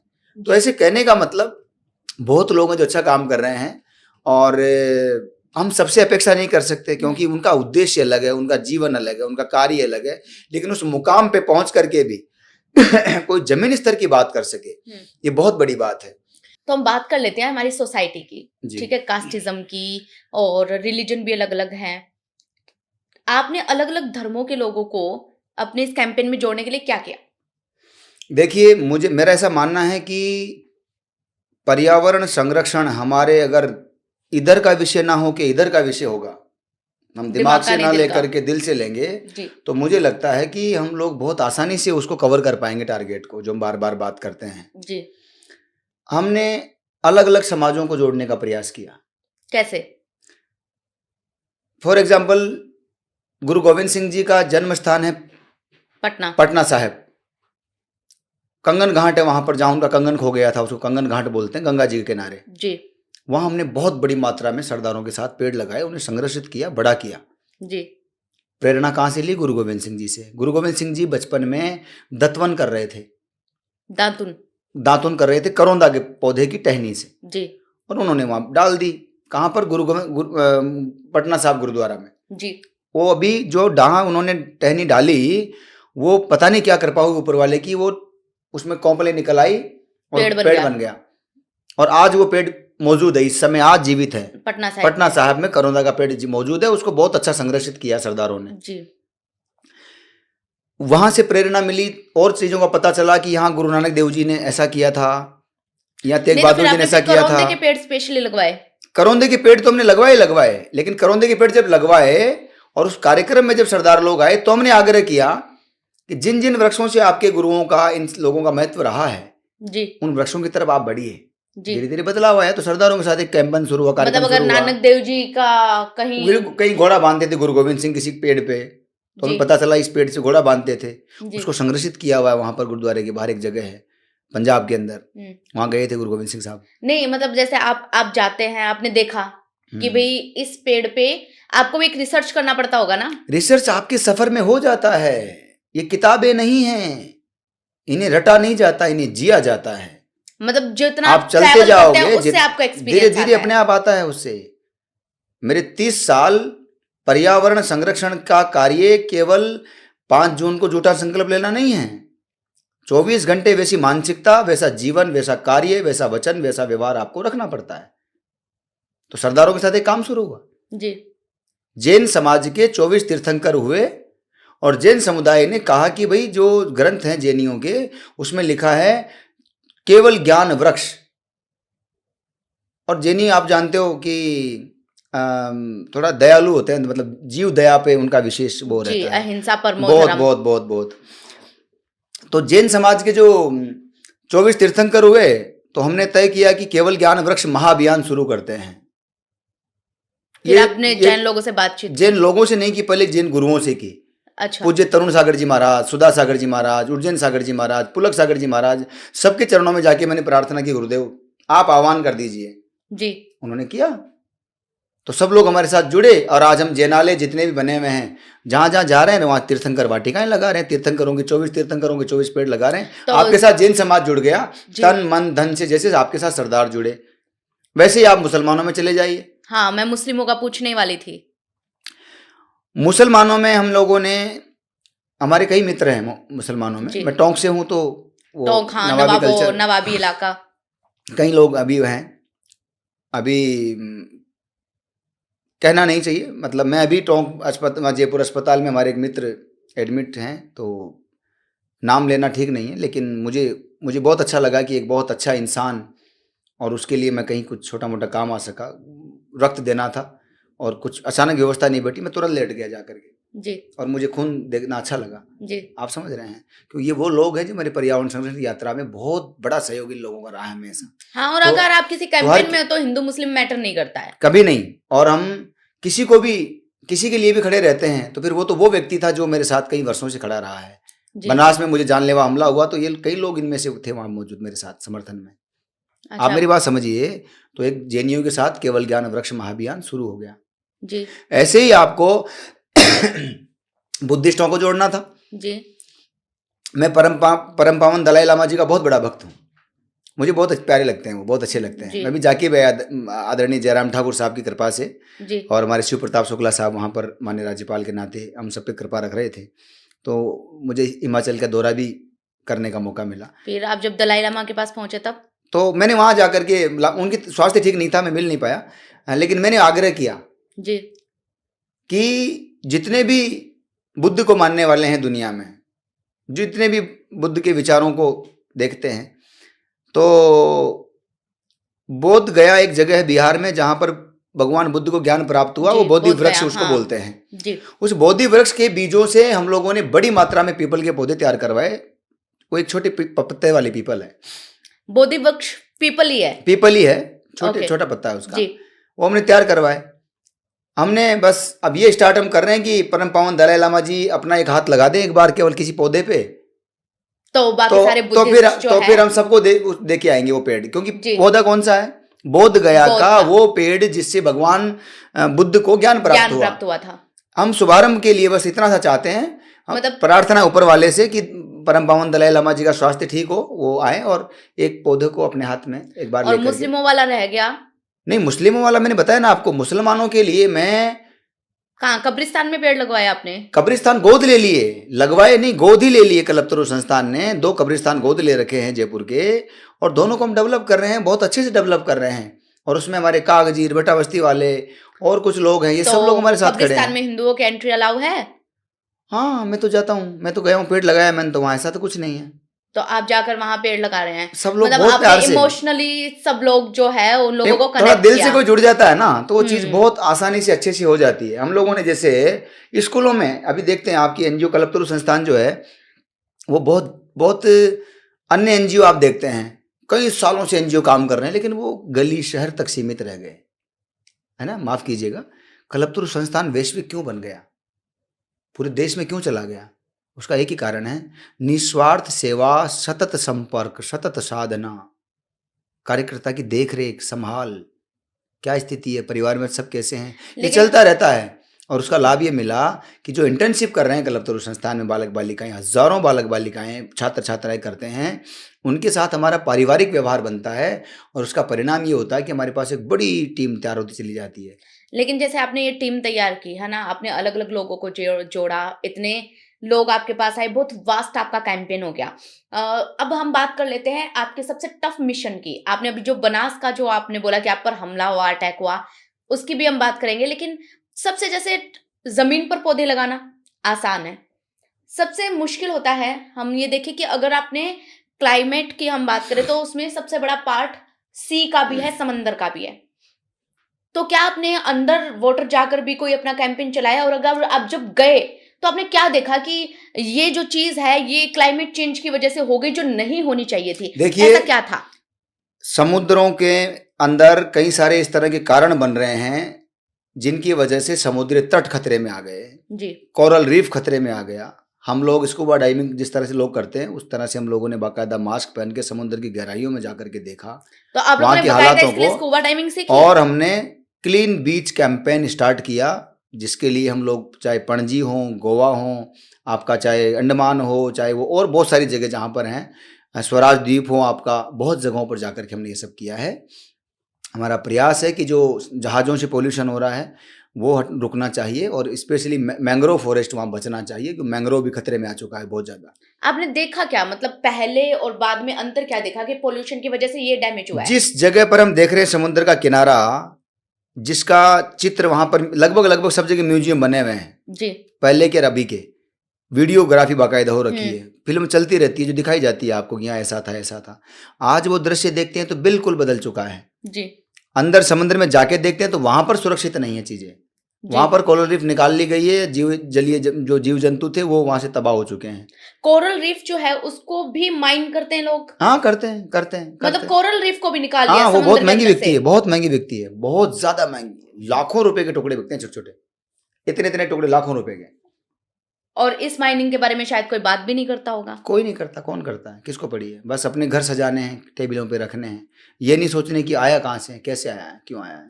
और अच्छा, इनका यूज होता है मतलब हाँ, अमीर लोगों के घर सजाने में? बहुत सुंदर लगता है, बहुत सुंदर लगता है, लगाते हैं लोग, लेकिन सुंदरता के चक्कर में आप किसी का जीवन तबाह कर रहे हैं, किसी प्रजाति को खत्म कर रहे हैं, एक नस्ल बर्बाद कर रहे हैं आप, उसमें क्योंकि उस कोरल रीफ में जीव होते हैं, हाँ, छोटे छोटे जानवर रहते हैं, वो अपना घर बनाते हैं, वही तो बनाते हैं, समुद्री जीव ही तो कोरल रीफ बनाते हैं जी। जैसी सीप होती है ना, छोटी सी, आपने देखा होगा गाँव के अंदर बचपन में खेलते थे तालाब से लाके, वो सीप जो होती है वो भी तो उसी में तो निकलता, शंख होता है, शंख भी तो एक जीव ही बनाता है। तो उसको आप बचाएंगे कैसे आप? हम अब जागरूकता ला रहे हैं, बचाना तो वैज्ञानिकों का काम है, जो शोध करता है उनका काम है। हम जहाँ जो कर रहे हैं, अब चलिए बजरी को हम कैसे बचाएंगे? हम बजरी को तो नहीं रोकेंगे, रोक करके तुम मत लेके जाओ जी, रोकेंगे नहीं ना जी। हम तो वहाँ अपनी बात रख रहे हैं, संवैधानिक तरीके से हम अपनी बात रख रहे हैं, हाथ जोड़ रहे हैं जाकर के। जो नदियों के बीच में जिन्होंने फैक्ट्रियां खोल ली, बनास नदी हो चाहे कोई भी नदी हो, नदी के बीच आप तालाब सड़क नहीं बना सकते जी, बन गई है, लेकिन बन गई है, बनास में बनी हुई है हमारे। आपने एनवायरमेंट क्लियरेंस जब ली थी सरकार से कि हम लोग यहाँ पर और खनन करेंगे, खनन माने बजरी निकालेंगे, तो आपको माने न्यायालय ने कहा था 1.5 फीट आप निकालेंगे, 3 फीट आप निकालेंगे जी। आप तो 150 फीट चले गए, तालाब खोद दी, वो कुआं खोद दिया, पानी निकल गया वहां पे। जब तक पानी नहीं निकला तब तक आपने निकाला ही नहीं, और पानी आ गया तो पानी में से भी आप रेत निकाल रहे हैं इस समय जैसी मशीन लगा करके जी। आपने कुछ छोड़ा ही नहीं, और जो CSR के नाम पर जो आपको उस को भरपाई करनी थी वापस, वो आपने की नहीं जी। हम जैसे लोगों ने आवाज उठाई तो आप पर जानलेवा हमले हुए। जब आप पर अटैक हुआ तो अटैक कैसे हुआ, क्या उसकी थोड़ी स्टोरी बताएंगे? अटैक मेरे ऊपर 3-4 बार हुआ है। मेरे ऊपर पहले एक बार बाइक पर आकर के किसी ने मैं बाइक पे इधर से आ रहा था तो आकर के एक ब्लैक गाड़ी ने मुझ पर अटैक किया, तो बाइक सहित मैं बनास में गया। बनास में गिर गए? हाँ, पूरा पानी में कूद गया, ऊपर से बाइक सहित ही कूद गया। अच्छा, तो जान बचाने के लिए आपको स्विमिंग आती है? मेरे पास कोई बहुत अच्छी, बहुत तगड़ा, बहुत अच्छा तैराक हूं मैं। नाव तभी आप बच गए? नहीं, वो तो बिना स्विमिंग के तो बच पाना मुश्किल था, लेकिन वैसे वहां भी तो मैं मरता, खतरनाक था, लेकिन ब्रिज पर भी तो मरता मैं। हाँ, तो क्या फायरिंग कर रहे थे वो लोग? फायरिंग कर रहे थे? फायरिंग तो बहुत पहले हुई थी। मैंने कहा ना 3 बार अलग अलग जगह हुई हमले। अच्छा, तो वो क्या लाठी डंडे लेके मारने आए थे? वो तो रॉन्ग साइड से गाड़ी लेके आई, बस ब्लैक कलर की, उड़ाने का था उनका, एक्सीडेंट दिखाने का। एक बार टोंक रोड पे बनास, ये जो सीतावाड़ी करके एक जगह है जयपुर में जी, वहां प्रयास हुआ। उससे पहले एक बार वहां क्या हुआ था? वहां पर भी एक्सीडेंट करने का प्रयास किया गया। आपने दिखाया बनास में एक बार बंदूक टूटी भी है, फिंगर्स भी, आपकी उंगलियां भी टूटी। ये तो अभी टूटी है, ये भी लास्ट जो हमला हुआ मेरा टोंक में, लास्ट जो अटैक हुआ कैमरा में दिखाएंगे ये दोनों टूट गई, ऐसे करके ये दोनों टूटी हुई है, काम नहीं करती है, ये टूट के लटक गई थी। लेकिन डॉक्टर ने साथी ने कहा कि जुड़ जाएगी, तो मैंने इसे रखा तो जुड़ गई, मतलब काम नहीं करती लेकिन जुड़ गई। अच्छा, लेकिन ये टूटी कैसे? ये गंडा सा मारा ना मुझ पर, अभी लास्ट जो अटैक हुआ मेरे ऊपर, जब वो क्यों हुआ? एक ही कारण है, बनास हरे पेड़ों की कटाई को रोकना, बनास अवैध खनन को रोकना, वन्य जीवों का शिकार वहां हो रहा है, राष्ट्रीय पक्षी मोर की हत्या हो रही है टोंक में।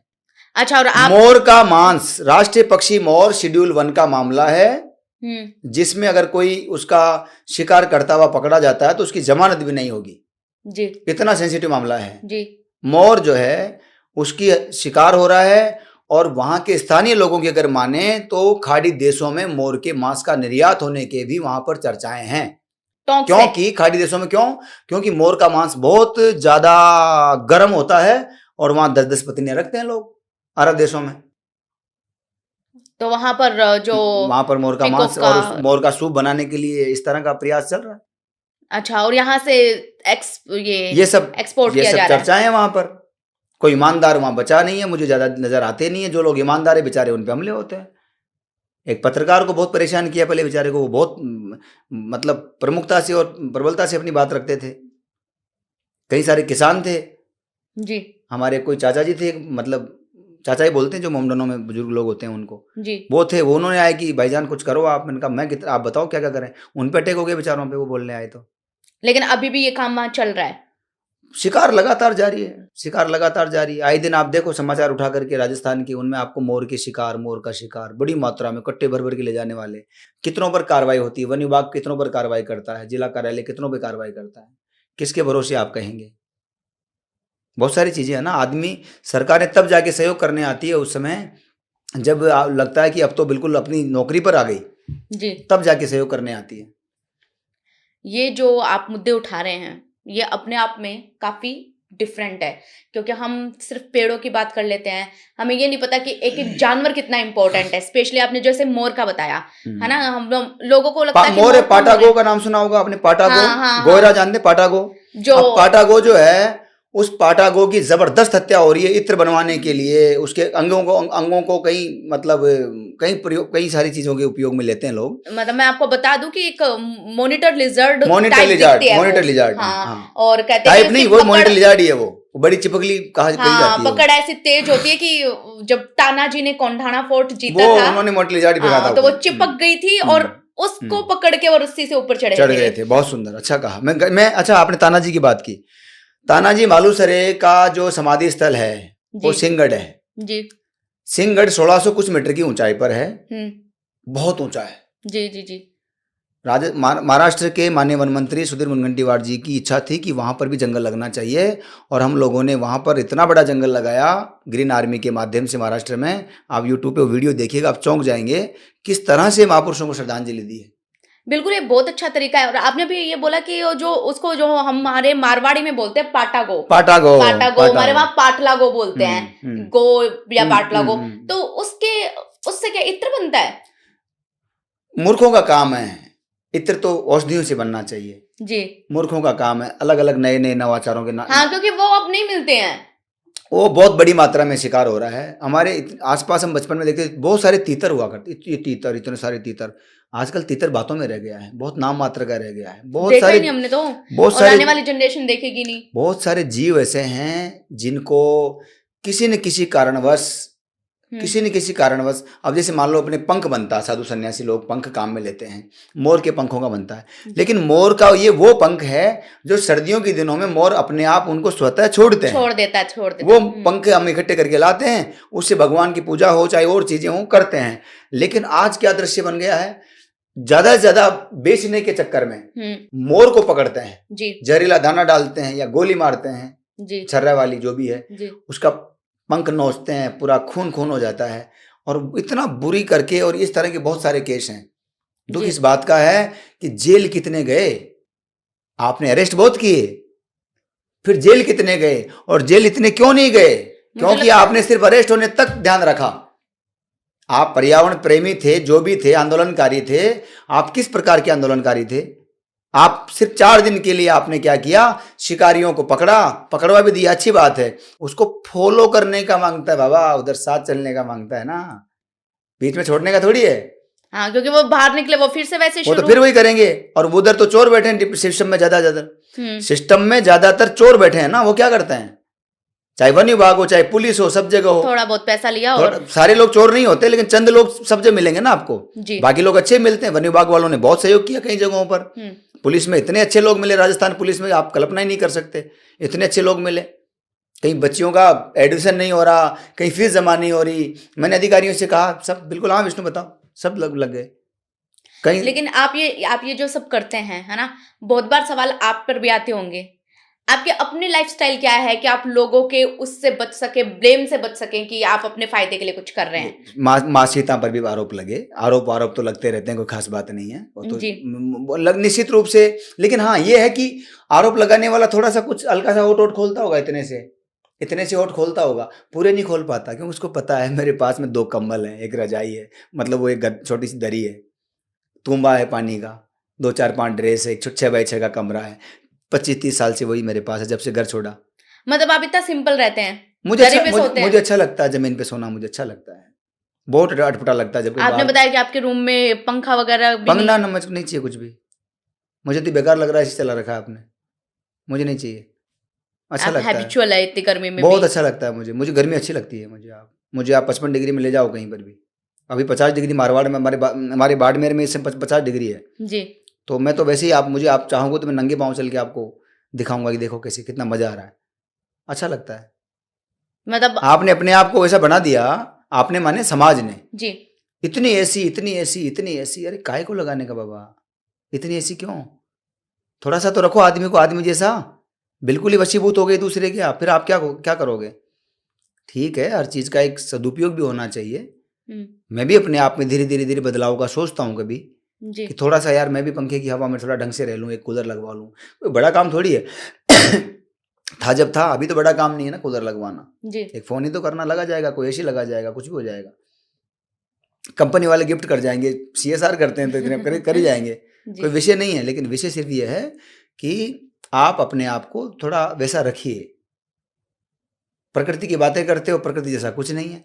मैं बहुतों को देखता हूँ, आपके जो चैनलों पे आते हैं, सॉरी हैं, यहाँ आकर के कई लोग आपको धाराएं बताते हैं पर्यावरण की, एयर कंडीशन कमरे में बैठ के और कोट टाई पहन के और अंग्रेजी में कई सारी save environment, save climate change, फलाना डिमका, ये सब कर जाते हैं। उनसे पूछो कोई बनास में गया है क्या, उनसे पूछो कभी किसी वन्य जीव का शिकार बचाया है क्या, जी, ताबड़तोड़ चलती गोलियों में कभी गए हो कहीं। वही ना, मतलब आजकल NGO ज्वाइन करना और NGO बनाना एक फैशन टाइप हो गया है। कल्पतरु संस्थान NGO नहीं है, कल्पतरु संस्थान एक विचार है, एक सोच है, एक आंदोलन है, एक पीढ़ियों के लिए एक कहीं न कहीं इस तरह का उदाहरण है जो आने वाली पीढ़ियों को प्रेरणा देगा। लेकिन आपने जैसे अलग अलग डायमेंशन है एनवायरनमेंट के, अलग अलग डायमेंशन है, आपने कई सारी प्रॉब्लम्स फिगर आउट की, जैसे कि कहीं पर शिकार हो रहे हैं वो भी एक दिक्कत है, पोल्यूशन है वो भी एक दिक्कत है, उस पर भी हम बात करेंगे। लेकिन यहाँ पर एक चीज आती है कि एक ऐसे जो प्रॉब्लम है एनवायरनमेंट की जो बहुत ही अंडररेटेड है लेकिन बहुत ही खतरनाक है। हमें पता नहीं है, हमें पोल्यूशन दिखता है कि भाई अब दिल्ली में तो हाल ये हो गया है कि नहीं दिखता, अभी वो दिखेगा, दिख रहा है। क्योंकि लोगों को दूर से इंडिया गेट नहीं दिखता है, ये हाल हो जाता है जब पराली जलती है तो ऐसी। लेकिन कुछ चीजें ऐसी है जो हमें दिखाई नहीं दे रही लेकिन बहुत ही डेंजरस हो रही है। बिल्कुल, जैसे क्या है वो भूजल स्तर, हमारा भूजल स्तर, पानी अभी आपके यहाँ बोरिंग करवाएंगे जमीन में जी, मोटर लगवाएंगे पानी के लिए, तो 400 फीट पे जाएगा, कहीं 300 फीट पे पानी है। जमीन के अंदर जो पानी है वो कम हो रहा है, पानी बहुत कम हो रहा है, कहीं 20 फीट पे है, कहीं 50 फीट पे है। वो जो जल स्तर है हमारी जमीन के अंदर का, वो धीरे धीरे खत्म हो रहा है, वो आपको दिख नहीं रहा है ना, वाटर लेवल ना मीडिया उसके बारे में बात कर रहा है जी। प्लास्टिक की बातें भी होने लगी है, वो भी एक खतरनाक है। प्लास्टिक आपकी बॉडी में अगर आप बहुत अच्छे हाई लेवल की चिकित्सा करवाएंगे तो 10 किलो प्लास्टिक आपकी बॉडी में निकलेगी, आप लिख के रख लो, मैं चैनल पे बोल रहा हूँ जी, 10 किलो प्लास्टिक। हाँ, आप हर चीज प्लास्टिक आपके साथ जा रही है, खाने में जा रही है, आप जो कुछ खा रहे हो उसमें वो प्लास्टिक का डिब्बा है, चम्मच प्लास्टिक की है, जो माल आप आया है वो सारा प्लास्टिक के आसपास से गुजर के आया है, और ये सब बॉडी में टूथपेस्ट है वो धीरे धीरे करते करते जा रहा है, वो पानी की बोतल में आपके हर जगह हर तरह से कैंसर का सबसे बड़ा कारण आजकल प्लास्टिक हो गया है। हाँ, केस बहुत बढ़ रहे हैं बहुत और ज्यादा हो रहे हैं। ऐसे लोगों के साथ बढ़ रहे हैं जो कभी गलती से सिगरेट को छुए भी नहीं है। कोई मतलब ही नहीं है। बहुत लोग हैं जिन्होंने नहीं पिए लेकिन चले गए। जी। तो दवाओं से ज्यादा लोग हार्ट अटैक से मर रहे हैं, ये स्थिति आ गई है। जी। तो ये जो वाटर लेवल है बीमारियों ज्यादा। हाँ बिल्कुल, ये जो वाटर लेवल है इसके कम होने की वजह से नुकसान क्या है और ये कब तक है कि बहुत अलार्मिंग स्टेट आ जाएगी? अगर इसको नहीं संभालेंगे तो अब तो लास्ट है। अगर आपने जलीय व्यवस्था को वन और जल संरक्षण अगर समय रहते नहीं किया गया, ये तीसरे विश्व युद्ध की आहट है। और ये हो सकता है कहीं हम अपनी आंखों से देखें, आने वाली पीढ़ी का इंतजार ना करें। इतनी तेज गति से वनों की और जल की क्षति हो रही है जिसकी आप कल्पना भी नहीं कर सकते। ये खाली शहरों में आप क्या कर रहे हैं, बीच में तो डंबर रोड बना दिया आपने। जी, अच्छी बात है।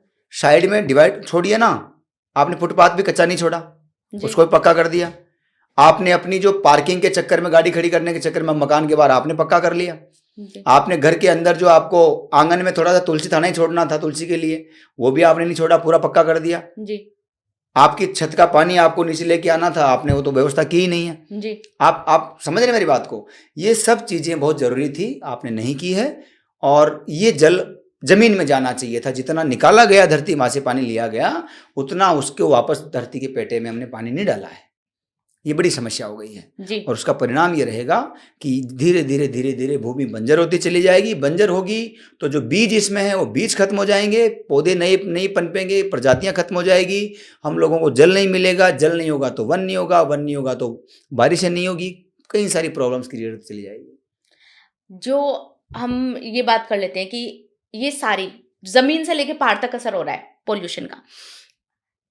अगर हिमालय और फॉरेस्ट खत्म होते हैं तो इंडिया की इकोनॉमी पे सबसे पहला असर कहाँ आएगा? बहुत बुरा असर होगा, भयंकर असर होगा। क्यों? हिमालय से लगभग सारी नदियां हिमालय से निकलती हैं। जी। सबसे जो दुर्लभ बेशकीमती जो लकड़ियां हैं, इमारती चीजें हैं, जो सबसे ज्यादा आयुर्वेदिक औषधियां हैं, दवाइयां हैं, वो सारी की सारी हिमालय से निकलती हैं। जी। तो नो डाउट सीधा सीधा असर होगा। जी जी बिल्कुल। ग्लेशियर पिघल रहे हैं आपके उधर आगे। जी। बहुत सारी चीजें ऐसी हैं, समय रहते हमें जागना होगा और उसको समझना होगा। वरना आप अगर तकनीकी लोगों से अगर आप बात करेंगे इकोनॉमी के बारे में, तो वो बता पाएंगे कि हमें कितना 1000 करोड़ का नुकसान होने वाला है, कितना लाख करोड़ का नुकसान होने वाला है इन चीजों से। बीइंग अ सिटीजन मैं पूछना चाहूंगी कि एक ऐसा एनवायरमेंटल क्राइम क्या है जो हम लोगों को नहीं पता और जो नहीं होना चाहिए? सपोज दैट कि हमें ये पता है कि प्लास्टिक यूज कम करो, अगर आप बोतल डिस्पोज कर रहे हो तो उसको पहले तोड़ो और फिर डिस्पोज करो, आप नालियों में कचरा मत फेंको, आप डस्टबिन में ही डालो, ये हमें पता है। लेकिन ऐसा एक एनवायरमेंटल क्राइम जो हम कॉमनली कर रहे हैं और हमें पता भी नहीं है। बहुत अच्छा सवाल किया आपने।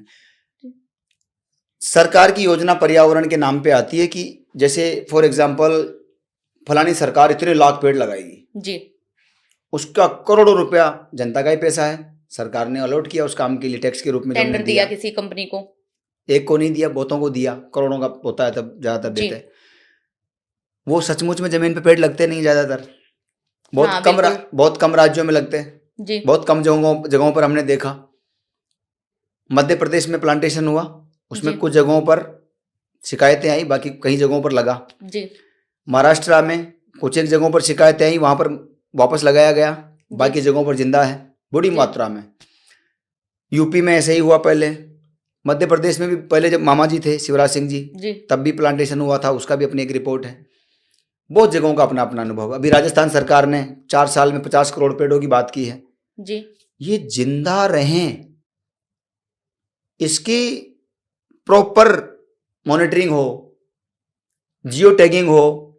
जियो टैगिंग की तो आप भी देख सकते हो जी, मतलब हर एक पेड़ पे एक स्पेशल टैग लगे। हाँ, जियो टैगिंग हो जाती है, वो अपलोड हो जाता है, एक ऐप होता है, हम लोग करवाते हैं। कृषि कल्पतरु संस्थान जहाँ भी जंगल लगाता है 3 साल मेंटेनेंस करते हैं हम लोग, और वो मेंटेनेंस करके जंगल बढ़ा करके आपको सुपुर्द करते हैं जी। ये हमारा सिस्टम है, इसलिए थोड़ा सा ठीक है हमारा कार्यक्रम कि जहाँ भी जिस कंपनी ने हमें कहा, चाहे भारत की कंपनी के साथ हमने लगाया हो, विदेशी कंपनी के साथ लगाया हो, ये मॉनिटर करता है कि पेड़ जिंदा है कि नहीं। हाँ, हम लोग क्योंकि बहुत सारे लोग मुझसे ये पूछ रहे थे जब मैं आपका इंटरव्यू लेने वाली थी कि पेड़ लगा तो दिए, हाँ वो सभी पूछेंगे, लेकिन क्या वो प्रिजर्व भी करते हैं उस पेड़ को? सभी पूछेंगे क्योंकि वातावरण ऐसा बना हुआ है। एनजीओ गाली बन के रह गया आज, कल्पतरु संस्थान जहाँ भी पेड़ लगाता है वहाँ पर 3 साल की मेंटेनेंस के बिना नहीं लगाता है, एक। दूसरा, बिना वाटर ड्रिपिंग हम नहीं लगाते हैं जी। हम लोग वो सिस्टम हमेशा करते ही करते हैं। हमारे वॉलेंटियर हम वहाँ छोड़ते हैं, वो लोग उनको संभालते हैं। चाहे आप 50,000 पौधों का लगाओ, चाहे लाख का लगाओ, चाहे हमसे आप 1 करोड़ पौधों का हमें टारगेट दे दो कि 1 करोड़ लगाने हैं, हम आपको 3 साल लगा करके दिखाएंगे। 1 करोड़ आप ऑनलाइन चेक कर लीजिए जी। प्रत्येक पौधा आपको दिख जाएगा ना ऑन कैमरा, आपको एक एक को गिनने की जरूरत भी नहीं, आप गिन भी नहीं पाएंगे। हाँ, अभी तो टेक्नोलॉजी ये हो गया हर एक कलेक्टर चीज संस्थान को। का काम है कि हम लोग काम या तो करते नहीं, और करते हैं तो फिर डंके की चोट पर उसको करके समाज के सामने दिखाते हैं। हाँ, मैं एनवायरमेंटल अंडररेटेड एनवायरमेंटल डिजास्टर के बारे में आपको पूछ रही थी। हम तो उसे कंप्लीट ये करते एक हैं सबसे बड़ी बीमारी है जो लोगों को दिख नहीं रही है, कि लेकिन पेड़ लगवाने लगवाने के नाम पे दिए जा पैसा रहे हैं। आ रहा है आपके सामने, आपकी आंखों के सामने आपका करोड़ों रुपए अरबों रुपया गायब हो रहा है, लेकिन आपको ये समझ नहीं आ रहा है कि पेड़ गए कहाँ। आपको चाहिए, आपके मंच के माध्यम से मैं जनता से भी कहना चाहता हूं, जागिए, आरटीआई लगाइए सरकारों के खिलाफ, विभागों के खिलाफ, और पूछिए, कोर्ट जाइए, एनजीटी जाइए, माननीय न्यायालय बहुत बड़ी ताकत है, संविधान बहुत बड़ी ताकत है। संविधान की ही ताकत थी कि हम डरे नहीं, संविधान हमारे साथ था, हम पर हमले हुए, आरोप प्रत्यारोप सब चले, लेकिन हम फिर भी खड़े हैं, साथ खड़े हैं और कामयाब हुए हैं हर जगह। लाखों वृक्षों को कोर्ट में लड़के बचाया है, वन्य जीवों का शिकार रुकवाया है, राष्ट्रीय पक्षी मोर को टोंक में जो जिससे शिकार होता था उसमें कमी आई है। ऊंट की कुर्बानी देने वाला जी। टोंक पहली जगह थी ऊंट की, राज्य पशु का दर्जा दिलवाया ऊंट को हम लोगों ने। अच्छा, क्योंकि मैंने टोंक पे वीडियो बनाया और टोंक पे ऊंटों की कुर्बानियां होती थी ईद के टाइम। हाँ, 2014 से पहले, अब नहीं होती है। 2014 में क्या आप लोगों ने बंद करवाई? हाँ, हमारे पास रिकॉर्ड है ना, हमारे पास कोर्ट केस के है, हमारे पास सरकार के रिकॉर्ड है, हमारे पास तत्कालीन पशुपालन मंत्री का थैंक्स लेटर मेरे पास है कि तुम्हारी वजह से ये हुआ हो गया। और आपके वहां लोकल जो मुस्लिम लोग हैं उन्होंने इस चीज का विरोध नहीं किया? नहीं, विरोध तो बिल्कुल निसंदेह रूप से, क्योंकि वो एक परंपरा के रूप में उसको ले चुके थे। खाड़ी देशों के बाद में राजस्थान का टोंक मात्र ऐसा एक स्थान था जहां पर ऊंट की बलि बड़ी बेदर्दी से दी जाती थी जी। और उसका जो देने का स्टाइल था वो बड़ा खतरनाक था। कैसे देते थे वो एक पुरानी जगह है, एक नवाब परिवार की, वो उसमें खड़ा कर देते थे, और वो उनका अपना कुछ बोलते थे, वो धार्मिक कुछ चीजें जी, और उसके बाद में बलम डाली जाती थी, मतलब भाला एक तरह से, और बाद में जब वो मर के गिर जाता था नीचे घायल होकर के, तो जैसे ही वो उधर से वो उनका मंत्र वगैरह जो भी बोलते हैं, क्या वो सिस्टम पूरा होता था, वो नीचे गिरता था ऊंट, और किसी के हाथ में कुछ होता था, किसी के हाथ में कुछ होता था, वो लेके भागते थे काट काट के, जिसके हाथ में जो हाथ आ गया तो एक जानवर की तरह उसको अच्छा, मतलब ऐसे नहीं कि उसको खाली गर्दन काट दी, उसको लेके जाते थे, और वो ये मानते थे कि ये मतलब प्रसाद है वो ऊपर वाले का, समझ रहे हैं मेरी बात को। इस तरह का बहुत दर्दनाक था वो। हम लोगों ने एक लंबे समय, हमसे पहले भी कई आंदोलन हुए, कई लोगों ने प्रयास किए, लेकिन शायद परमात्मा की कृपा रही कि हम सफल रहे, और उसी दौरान 2014 में उसको राज्य पशु का दर्जा दे दिया गया। उसके बाद टोंक की कुर्बानी, ऊंट की कुर्बानी बंद हो गई, और हम लोग ने जो प्रदर्शन लगातार चला रखा था उसको भी रोका, और तत्कालीन जो पशुपालन मंत्री थे उन्होंने पत्र लिख करके हमें बधाई भी दी। और मुझे लगता है कि ऐसे कई सारे इनिशिएटिव जो हमने जहाँ पर भी लिए, चाहे OTS में वर्ल्ड हैबिटेट सेंटर गहलोत साहब ने जो 5000 पेड़ों को कटवाने का फैसला लिया था, असंख्य पशु पक्षी थे, मोर थे, राष्ट्रीय पक्षी का शिकार भी वहाँ पर होना था, वो सब चीज़ें रुक गई। बनास में अवैध खनन पर कितना बड़ा बैन लगा, आप देख रहे हैं पूरे देश में तहलका मच गया था कि बजरी, अचानक कोर्ट ने फैसला लिया। माननीय न्यायालय का बहुत हमेशा साथ रहा है। बहुत जगहों पर हमने देखा, बांडी के बाहु क्षेत्र में हमने देखा, माशी नदी में देखा, कालवाड़ में देखा, गोपालन योजना में देखा, बीटू बाईपास पे देखा, नेशनल हाईवे देखा, 12 नंबर पे देखा, कोटा वाले पर देखा, बहुत जगह पास्को प्रोजेक्ट उड़ीसा में देखा, हम लोगों ने भी बक्सावा फॉरेस्ट में देखा, हंसिका में देखा हमने, आपका अपने तेलंगाना में जो अपने हैदराबाद में जो फॉरेस्ट में मसला हुआ, वो बहुत जगहों पर न्यायालय ने हमेशा हमारा कंधा मजबूत किया है। तो आपने जैसे ये चीज नोटिस करी कि एनवायरनमेंट जो है वो जब आप पब्लिकली जाके देखते हैं या फिर ग्राउंड पे जाके देखते हैं तो काफी अलग चीज दिखती है बजाय जो हमारे किताबों में पढ़ाया जाता है। तो आपको क्या लगता है कि हमारा जो एजुकेशन सिस्टम है वो कहीं ना कहीं इस चीज में फेल हो रहा है? क्योंकि एक सब्जेक्ट तो बना दिया एनवायरनमेंट, ठीक है, लेकिन जो पब्लिक मतलब जो आजकल की जनरेशन है उसको नेचर से बकायदा काट दिया गया है। कैसा है? एजुकेशन सिस्टम पूरी तरह फेल हो गया ऐसा तो कहना ठीक नहीं होगा, लेकिन हाँ काफी हद तक फेल है, क्योंकि आप किताबों में सिर्फ पढ़ा रहे हैं। पर्यावरण को पढ़ाना और पर्यावरण को जीना, इसमें बहुत फर्क है। तो पर्यावरण को पढ़ाने का काम चल रहा है सब जगह, पर्यावरण को जीने का काम जो शुरू हुआ है वो सिर्फ एक नाटकीय घटनाक्रम जैसा लगता है मुझे। आपको क्या लगता है प्रैक्टिकल में होना चाहिए कि संस्कारों का बीजारोपण, पौधारोपण के साथ साथ संस्कारों का बीजारोपण बालक बालिकाओं में हो। और उसके लिए श्री कल्पतरु संस्थान ने ग्रीन बचपन अभियान शुरू किया। कलराज मिश्र राजस्थान के राज्यपाल थे, उनके हाथों से, और कम से कम 3 सालों के अंदर 13-14 कंट्री में वो अभियान जा चुका है। मतलब हम स्कूलों की बात कर ले, स्कूल लेवल पे क्या होना चाहिए? प्रत्येक विद्यालय में हम यही कर रहे हैं, हम तो यही कर रहे हैं हमारी तरफ से, हम सरकार से भी आग्रह करते हैं। हाँ, मतलब नहीं, जैसे अलग अलग राज्यों की गवर्नमेंट है, या आपको सजेशन देना, बच्चों में तय किया जाए पर्यावरणीय कार्य, पर्यावरणीय एक्टिविटीज, जैसे आप छोटी सी टॉफी भी लाते हैं, चॉकलेट भी, उसका रेपर ऊपर का प्लास्टिक का होता है जी। वो एक ऐसे जैविक कागज का हो सकता है क्या जो वापस मिल जाएगा। उनका जो पेंसिल है, बायो जो पेंसिल है, रीयूज जिसका हो जाए, पेंसिल है उनका, उस पेंसिल के आगे तो आप नोक है, उसको आप घिसते हैं और लिखते रहते हैं। लास्ट में इतना सा बच जाता है, नॉर्मल बच्चा उसको फेंकता है जी। सरकार तय करे, कंपनियों के साथ टाइप करे कि आप उसमें बीज छोड़ेंगे, अंदर अंतिम हिस्से में बीज रखेंगे जी। जो आखिरी बच गया, बच्चा अपने जन्मदिन पे उसको लगाएगा, पौधा बन जाएगा। आप इनोवेटिव तो काम तो करो कुछ जी। हाँ, आजकल मैंने ऐसे पेंसिल्स कई जगहों पर, आप बहुत सारी ऐसी चीजें हैं जो अपने जीवन में आप बदलाव ला सकते हैं, छोटे छोटे बदलाव ला सकते हैं। अभी ग्रीन बचपन की टीम को आप देखिए, थोड़ा सोशल मीडिया पे जाकर के आपको मिलेगा बच्चे किस तरह से इनोवेटिव काम कर रहे हैं। अभी आपको ताजुब होगा, हमारे जो बच्चे जुड़े हुए हैं वॉलेंटियर ग्रीन बचपन अभियान से, कल्पतरु संस्थान ने उनको काम सौंपा है, क्योंकि अभी गर्मियां स्टार्ट हो गई। हम लोगों ने उनको क्या काम सौंपा है, घर में जो भी आपके फल फ्रूट आ रहे हैं जी, आम आ रहा है, नींबू आ रहा है, करौंदा, जो भी आ रहा है, उसके बीज आपको इकट्ठे करने हैं। सीड कलेक्शन प्रोग्राम चल रहा है, और हमारे पास में हर साल 10-5 लाख बीज इकट्ठे होते हैं। उनके हमारी नर्सरियों में पौधे तैयार होते हैं, फिर फ्री में हम डिस्ट्रीब्यूट करते हैं। ऑपरेशन सिंदूर 2.0 प्रधानमंत्री मोदी जी ने 5 तारीख को जो चलाया था, 5 जून को, उससे प्रेरित होकर श्री कल्पतरु संस्थान ने ऑपरेशन सिंदूर 2.0 अभियान शुरू किया, और लगभग ज्यादा में 1.5 लाख तो सिंदूर के पौधे हमने लगा दिए।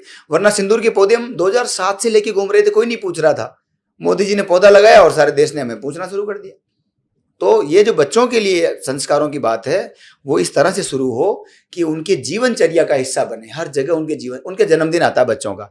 मेरी साथी कार्यकर्ता है घुमा जी, उन्होंने ये इनिशिएटिव लिया। एक विवेन नाम की बच्ची 5 साल की, उन्होंने ये काम शुरू किया है। आपको आश्चर्य होगा कि वो दिन भर छोटे छोटे बच्चों की एक बहुत बड़ी फौज तैयार है, वो दिन भर ये काम करते हैं। अभी गर्मियां चल रही है ना, वो पक्षियों के लिए सब जगह जाएंगे, इतना इतना सा दाना रख के आएंगे। छोटे छोटे बच्चे जाते हैं, कोई कहीं पर पानी का छोटा छोटा कुछ पीस लेके आता है, वो रखता है। कई बच्चे ऐसे जो खाना खाने से पहले पूछते हैं, मम्मा मेरी चिड़िया ने खाना खाया? अच्छा हाँ खा लिया, तू खा ले बेटा, खा लिया? नहीं मुझे दिखाओ। फिर चिड़िया आते, तूने खा लिया ना? ऐसी बातें करते हैं वो। तो ये जो संस्कार है, मतलब एक छोटे लेवल पे चेंज करना पड़ेगा। ये जो संस्कार, मेरी माँ के साथ मैंने 5-7 साल की उम्र में पौधा नहीं लगाया होता, वो मेरे मन में जगह नहीं बनी होती उस कार्य के लिए, तो आज मैं आपके सामने पर्यावरण कार्यकर्ता के रूप में नहीं बैठा होता। मतलब बच्चे तब सीखेंगे जब उनकी मदर्स जो हैं वो इस चीज को लेकर। भगिनी निवेदिता ने, विवेकानंद जी की शिष्या भगिनी निवेदिता ने ये कहा था कि माताएं तय करे इस देश की संतानें महान बनेगी। भारत की माताओं को तय करना पड़ेगा। आपने थोड़ी देर पहले तानाजी वालुसेरे का उदाहरण दिया था जी। शिवाजी महाराज की आप कहानी पढ़ते हैं, जीजाबाई के संस्कार न होते तो क्या शिवाजी महान होते? बिल्कुल नहीं। आज हम सबके लिए शिवाजी गौरव का विषय है ना, राणा प्रताप गौरव का विषय है ना। माताओं ने तय किया उनके संतान महान बनेगी। आज समय आ गया है पर्यावरण संरक्षण के लिए, जल संरक्षण के लिए पौधारोपण के साथ साथ जो हम कर रहे हैं दुनिया में, संस्कारों का बीजारोपण आने वाली पीढ़ी में बहुत जरूरी है, ताकि पर्यावरण संरक्षण के क्षेत्र में आने वाला जो खतरनाक समय में दिखाई दे रहा है उस पर कंट्रोल किया जा सके और हम लोग अपना योगदान सुनिश्चित कर सके। लेकिन आज अगर जैसे जो पोल्यूशन के हालात हैं, हम लोग तब जागते हैं जब पोल्यूशन एकदम बढ़ जाता है, फिर आगे गर्मी तो हम पोल्यूशन को भूल गए, है ना, सब वही एसी चलाकर बैठ गए। फिर आ गई बारिश तो हम गर्मी को भी भूल गए। हम ऐसे चलते हैं आजकल पब्लिक, ठीक है।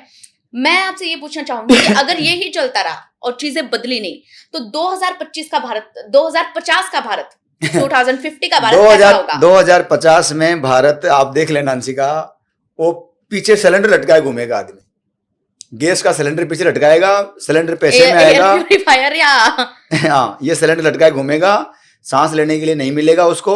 ये स्थिति बन जाएगी अगर यही हाल रहे तो, क्योंकि जिस और गति से ऐसा चीज हाल चल ना रही। हो उसके लिए क्या करें? अरे भाई पहली बात तो ये तय करो कि ना हो। आप तो समझ ही नहीं पाए। आप क्यों नहीं समझ पाए? क्योंकि आपको तो कोरोना जैसी चीज आई थी थोड़े दिन पहले, आपको समझ में आ गया था कि मारे जाएंगे बेमौत, और आप मर भी गए बहुत बड़ी मात्रा में। उसके बावजूद आपको समझ में नहीं आया, और समझ में नहीं आया तो आपको फिर धीरे धीरे वापस नई प्रॉब्लम्स क्रिएट होने लगी हैं। कोरोना जैसी उदाहरण आपके सामने था, आपको समझ लेना चाहिए था कि ये बहुत बड़ा उदाहरण है भाई। और आपने देखा होगा इतने दिनों तक मानवीय हस्तक्षेप नहीं हुआ किसी भी तरह से। केवल हमारे पुलिस के जवान, हमारे डॉक्टर्स और हमारे सोशल एक्टिविस्ट, एनजीओज के लोग, पर्यावरण कार्यकर्ता यही बाहर थे सड़कों पे जी। और तो नहीं थे ना, सब अंदर थे जी। घरों में, और लंबे समय तक घरों में पैक थे। हालत खराब हो गई थी लोगों की। जी। उस समय आपको समझ में आ जाना चाहिए था कि अब नहीं तो कब, अब नहीं चाहते तो फिर कभी नहीं कुछ कर पाएंगे। जी। तो उसके बावजूद आपको समझ में नहीं आया, जी। फिर वापस नई नई प्रॉब्लम्स क्रिएट होने लगे हैं। जी। तो जब अभी नहीं समझे तो कब समझोगे आप? तो अगर अभी भी नहीं समझे तो ये हालात तो बनने वाले हैं। लेकिन अब आपके पास में आखिरी चुनौती है, आखिरी टाइम चल रहा है, स्वयं को बचा लीजिए, स्वयं को बचा लीजिए। वरना आप जो बात करते हो ना प्रकृति बचाओ पर्यावरण बचाओ, आप क्या बचाएंगे पर्यावरण को? आप तो खुद को बचाने के लिए कुछ कर लीजिए। 2007 में मैंने अपने गांव में एक सभा में कहा था, अपने अंतिम संस्कार के लिए पौधारोपण जरूर कीजिए। जिसने अपने 5 पेड़ अपनी जिंदगी में नहीं लगाए उसे चिता पर जलने का कोई अधिकार नहीं है। कम से कम 5 पेड़ लगाओ, फिर तय करो कि तुम्हें जलाएंगे हम लकड़ी से। आप समझे मेरी बात मतलब को? अपने अंतिम संस्कार की भी लकड़ी आप खुद अरेंज करो। हाँ करो अरेंज भाई, किस लिए, किस बात का वो है? मुझे बहुत लोग बोलते हैं कि लामा जी ये इनिशिएटिव लिया हमने, हम गोकास्ट से हमेशा कर रहे हैं। अच्छी बात है, क्या कर रहे हैं? गोकास्ट, गाय के गोबर से, अच्छा, गाय के जो कंडे बनते हैं उससे हम ऐसा कर रहे हैं। अच्छी बात है, कीजिए ना, बहुत बढ़िया बात है। फ्यूनरल कर रहे हैं, अंतिम संस्कार हम कर रहे हैं जी। आपका क्या विचार है? कल मुझे किसी ने कहा फार्म भर दो, अरे मैंने 1.5 करोड़ लगवा दिए यार, 2 मन लकड़ी तो मुझे मिलनी चाहिए। तो मेरी इच्छा है कि मैं तो लकड़ी में जलूंगा, मेरे गांव के मेरे खेतों में जलूंगा, मेरी इच्छा है मैं वहीं जलूंगा, मेरे पुरखे जहां जले, मेरी डेड बॉडी जहां भी हो, मेरी मृत्यु जहां भी हो। और उसके लिए बहुत सारे पेड़ आप पहले से लगा चुके हैं। मैं लगा चुका हूं, जो पेड़ सूखा होगा उसमें से सूखी लकड़ी लो आप धीरे धीरे परंपराएं खत्म करते जा रहे हो ना। आपके 16 संस्कार थे, 16 संस्कार है ना आपके, 17वां संस्कार तय करो, पर्यावरण संरक्षण होना चाहिए। जो आप तो 16 थे उनको भी खत्म कर रहे हो। नाम मात्र के संस्कार बचे हैं ना आपके जन्म मरण के। आप जन्मते हो, परणते हो और फिर मरणते हो, आपका मरण हो जाता है, ये तो बचा हुआ है ना। बिल्कुल, आपको कुछ तो होना चाहिए ना। अब धीरे धीरे वो भी खत्म हो रहा है। हर जगह आप सब्स्टिट्यूट ढूंढ रहे हो, आप ऑप्शन ढूंढ रहे हो, हर जगह ऑप्शन थोड़ी पार पड़ती है। आपने वो इलेक्ट्रॉनिक कर दिया। मशीन है कि आदमी की औलाद है? मशीन है कि आदमी? भाई तुम मशीन में उसको लेटाने का आता है? आदमी मर गया, लेटा दिया, अंदर गया, बटन दबाया, कुछ होकर के आ जाता है, तरह बन के आ जाता है। पापा जी कहाँ बोलिए, थैली में रहे तेरे पापा जी, ले जा। सब परंपराएं खत्म हो गई, भावनाएं खत्म हो गई, आदमी मट्टी बन के रह गया। अरे भाई कुछ तो था, उनके पीछे रीजन था ना, वैज्ञानिक थॉट हुआ करता था ना जी। अब आप मुझे समझाने लगे हो पर्यावरण, तो थोड़ी तकलीफ तो होती है ना। आप आके मुझे बोलने लगे हो हमने मशीन बनाई है। अरे पागल, मशीन नहीं बनाई, तूने कई सारी परंपराएं खत्म बर्बाद कर दी। इससे अच्छा होता तो पेड़ लगाता कहीं। मतलब ये मॉडर्न जरूर हो रही है चीजें, लेकिन कहीं ना कहीं हमारे रिचुअल्स जो है उनको ये इफेक्ट कर रही है, डैमेज कर रही है। लेकिन अगर इन सब चीजों को रोकने के लिए या कहीं ना कहीं प्रकृति में एक सुधार करने के लिए, आपको सिर्फ मान लो एक हाइपोथेटिकल क्वेश्चन है, क्योंकि अब हम रैपिड फायर लास्ट राउंड की तरफ चल रहे हैं हमारे पॉडकास्ट के, और अभी तक की बातचीत आई गेस की बहुत ज्यादा इंटरेस्टिंग रही है। 10 मिनट अगर आपको प्रधानमंत्री मोदी के साथ मिले तो आप एक ऐसा कौन सा इशू उन्हें एड्रेस करना चाहेंगे जो आप चाहते कि जल्दी से जल्दी सॉल्व हो एनवायरमेंट को लेके? मैं बहुत छोटा आदमी हूँ, माननीय प्रधानमंत्री जी के पास मुझे 10 मिनट बहुत होता है। इतना समय मिल जाएगा मुझे इसकी आशा नहीं है, लेकिन अगर मिल जाता है तो निश्चित रूप से मेरे पास ऐसी कई सारी विषय हैं जो मैं उनको निवेदन करना चाहूँगा। एक बात जरूर मैं आपके सवाल के जवाब में सार्वजनिक रूप से कहना चाहूँगा कि उन्होंने जिस रुचि के साथ पर्यावरण संरक्षण के क्षेत्र में अनोखा नवाचार किया। वर्षों से देख रहे थे कि मोदी जी स्वच्छता के लिए बोलते हैं पूरा देश लग जाता है, मोदी जी ऐसा करते हैं पूरा देश लग जाता है, मोदी जी पर्यावरण के लिए कब बोलेंगे? बस सोच ही रहा था, अचानक पता चला एक पेड़ माँ के नाम। मोदी जी ने ऐसा अभियान शुरू किया, पूरा देश एक पेड़ माँ के नाम अभियान से जुड़ गया जी। लेकिन मोदी जी ने इस बहुत शुद्ध मन से विराटता दिखाते हुए परोपकार का जो कार्य किया, एक पेड़ माँ के नाम जैसा इनिशिएटिव लिया, जिन लोगों के भरोसे लिया, उन्होंने जिनको जिम्मेदारियां दी, वो अपनी जिम्मेदारी पर खरे नहीं उतर पाए। और विथ स्ट्रॉन्ग एविडेंस मैं मोदी जी के सामने प्रस्तुत होकर के ये निवेदन करना चाहूंगा कि कम से कम ठीक ठाक लोगों को आप समझाइए, उन्हें बताइए कि पर्यावरण का संरक्षण कैसे होता है। जो कुछ चल रहा है वो उसमें कई सारा ऐसा है जो नहीं चलना चाहिए जी, वो मैं उनको निवेदन करना चाहूंगा। और अगर ताकि जनता के पैसे का सदुपयोग हो सके। अगर जेनजी जो है, हमारे जो यूथ है, उनको आप एक मिशन देना चाहेंगे, एक एनवायरमेंटल मिशन, ठीक है, तो वो क्या होगा? जेनजी के लिए विशेष रूप से बस ये है कि इस राष्ट्र और समाज के उत्थान के लिए जी, और खास तौर से 2047 तक भारत जब आजादी के 100 वर्ष पूर्ण कर रहा होगा, आपकी भूमिका क्या होगी? कम से कम सबसे पहले तो मेरे छोटे से आग्रह पर 5 पेड़ लगा के संरक्षित कर दीजिए। और जिन लोगों की बदौलत आज हम आजादी की हवा में खुली सांस ले रहे हैं, भारत का जो दृश्य हमारे सामने है, जो 100 साल पहले था, जो 100 साल बाद होगा, उसमें आपका क्या योगदान हो सकता है वो तय कीजिए। बाकी आप कुछ भी कीजिए, इतना कर लीजिए। राष्ट्र प्रथम, बस ये हमेशा ध्यान रखिए। अब आपको कुछ वन लाइनर आंसर देने होंगे। मैं रैपिड फायर क्वेश्चन करने जा रही हूँ आपसे कि भारत का सबसे डेंजरस सिटी फ्यूचर के लिए? दिल्ली सबसे खतरनाक। हर एक चीज जो इंडियन घर में बंद होनी चाहिए? Plastic pollution, plastic. एक पेड़ जिसे हर भारतीय को लगाना चाहिए? पीपल। प्लास्टिक से ज्यादा बड़ा खतरा? प्रदूषण, पोल्यूशन।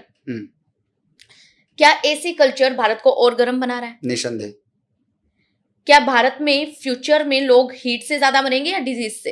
हीट से, गर्मी से। क्या हमारे जो बच्चे हैं, आने वाली जो हमारी जनरेशन है, क्या वो कभी नॉर्मल वेदर जो है वो देख पाएगी? क्योंकि अभी हर वेदर एक्सट्रीम है। मुश्किल है। क्या आने वाले समय में जो गांव होंगे वो शहरों से ज्यादा रेलेवेंट होंगे रहने के लिए? निसंदेह रूप से। और अगर किसी एक शख्स को आपको अपनी मुहिम में जोड़ना हो, आपको लगे कि ये मेरी ड्रीम पर्सनैलिटी है, तो कौन होंगे? आदरणीय द्रौपदी मुर्मू जी। द्रौपदी मुर्मू, राष्ट्रपति, मेरे लिए वो बिल्कुल बिल्कुल बिल्कुल मैं उनका बहुत रिगार्ड करता हूँ। एक आदिवासी समाज से आती हैं, सामान्य परिवार से आती हैं, पर्यावरण की बहुत अच्छी समझ रखती हैं। वो मेरी सबसे प्रमुख पदाधिकारी हैं, भारत की प्रथम नागरिक हैं। और वो एक माँ भी हैं, बहन भी हैं, बेटी भी हैं। और सच में जिस तरह से उन्होंने राष्ट्रपति के दायित्व को संभाला है, वो सच में वो पद गौरवान्वित होता है उनको देखकर। अभी मिलना हुआ आपका उनसे? नहीं, मैं सामने दर्शन नहीं कर पाया, लेकिन मैं जरूर कभी ठाकुर जी कर पा रही तो मैं आशीर्वाद लेना चाहूंगा उनसे। मैं चाहूंगा वो मेरी अभियान में वो जुड़े, ऐसा नहीं कहूंगा उनको, वो मुझे अपने अभियान में जोड़े, ऐसा मैं, क्योंकि मेरे अभियान में तो क्या जोड़ेंगे, मैं छोटा आदमी हूँ। सर, बहुत रेयर है लोगों में नेचर और एनवायरनमेंट के लिए ऐसा प्यार जैसा भी आप में है, ठीक है। हम पेट लवर को देखते हैं, बहुत आसानी से लोग मिल जाएंगे, डॉग लवर्स मिल जाएंगे, अलग अलग पेट लवर्स मिल जाएंगे, लेकिन ट्री लवर होना, एनवायरमेंटल लवर होना बहुत मुश्किल है। बहुत से लोगों को प्यार भी होता है और बहुत से लोग इस चीज के लिए ईगर भी होते हैं, लेकिन सबसे बड़ा एक जो मोटिवेशन की कमी आती है, दैट इज डोनेशन या पैसा, ठीक है। क्या आने वाली पीढ़ी, मैं आपको एक ये सवाल के तौर पे पूछना चाहूंगी, क्योंकि बहुत से लोगों का जो एक टाइम पे इंसान को पैसे की जरूरत होती है, हर कोई आपकी तरह लाइफ नहीं जी सकता है ना, तो क्या एनवायरमेंटलिस्ट बनना एक करियर ऑप्शन के तौर पे चूज किया जा सकता है? बिल्कुल करना चाहिए युवाओं को, मेरा अनुरोध है, करना चाहिए। मैंने जब काम शुरू किया, मुझे लोग पूछते थे, अंशिका आपको ताज्जुब होगा कि अरे विष्णु क्या करते हो? मैंने कहा मैं पेड़ लगाता हूँ। अरे पेड़ तो लगाते हो, ठीक है, तुम करते क्या हो? मैंने सोचा था करता क्या हूँ, मैं पेड़ लगाता हूँ, पर्यावरण का काम करता हूँ। अरे वो तो सुन लिया रे, मैंने पर्यावरण का काम करते हो, तुम पेड़ लगाते हो तो पर्यावरण काम हो गया ना। करते क्या हो, जीवन के लिए क्या करते हो? एग्जैक्टली। मैंने कहा है जीवन के लिए क्या करते हो? मैंने कहा ये काम नहीं है क्या? मैंने कहा यार काम क्या करें फिर हम लोग। तो मैं छोटा घर से निकला हूँ, तो मेरे दिमाग में क्या आता था, किसी मकान में चौकीदारी करने का काम बोलते हैं क्या, किसी की नौकरी करने का काम बोलते हैं, पर्यावरण काम नहीं हो सकता। तो फिर मैं ऐसे कुछ जगहों पर गया। मैं एक इंटरेस्टिंग बात बता दूं आपको। बताइए। मेरा जब काम नहीं चल रहा था सब जगह से, और मैं घर छोड़ के आ चुका था, जंगल भी में आ चुका था, सन्यासी में हो नहीं पाया था जी, तो मेरी दीक्षा नहीं हो पाई, इसलिए मैं भगवा नहीं हो पाया। अच्छा, आप सन्यासी बनने के लिए गया था मैं, मेरे दीक्षा नहीं हो पाई थी, गुरुदेव ने मुझे दीक्षा नहीं दी थी मेरा, इसलिए भगवा मैं धारण नहीं कर पाया था।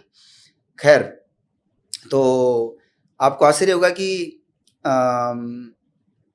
ये जो कुछ चीजें हुई जीवन में, जो कुछ भी चीजें हुई, उसमें पैसे की बहुत दिक्कत आई जी। तो क्या हुआ कि अखबार में ढूंढता था मैं कल भोजन किसके यहाँ पर है, कौन से मंदिर में क्या हो रहा है, ऐसे कई बार जी। नहीं मिला तो बहुत संघर्ष होता था। फिर संघ में जुड़ा तो बहुत आरएसएस में मैं स्वयंसेवक के रूप में काम किया, विद्यार्थी कार्यकर्ता के रूप में, जहाँ पर लंबे समय धीरे धीरे लोग जुड़ते चले गए, बहुत परिवारों के साथ जुड़ता चला गया। तो भोजन की समस्या धीरे धीरे कम होने लगी, लेकिन कमरा किराया देना होता था मुझे, क्योंकि प्रचारक तो मैं था नहीं संघ का। मैं रहता था दुर्गापुरा टॉप रोड पे। आपको ताजुब होगा कि एक पास में 5 स्टार होटल है जी, उसमें मैं गया तो जो वेटर का काम है वो वेटर का काम मैं करने लगा कॉन्ट्रैक्टर के थ्रू। ठीक। काली टाई, व्हाइट शर्ट, काला पैंट, काले जूते उसने दे दिए मुझे जी।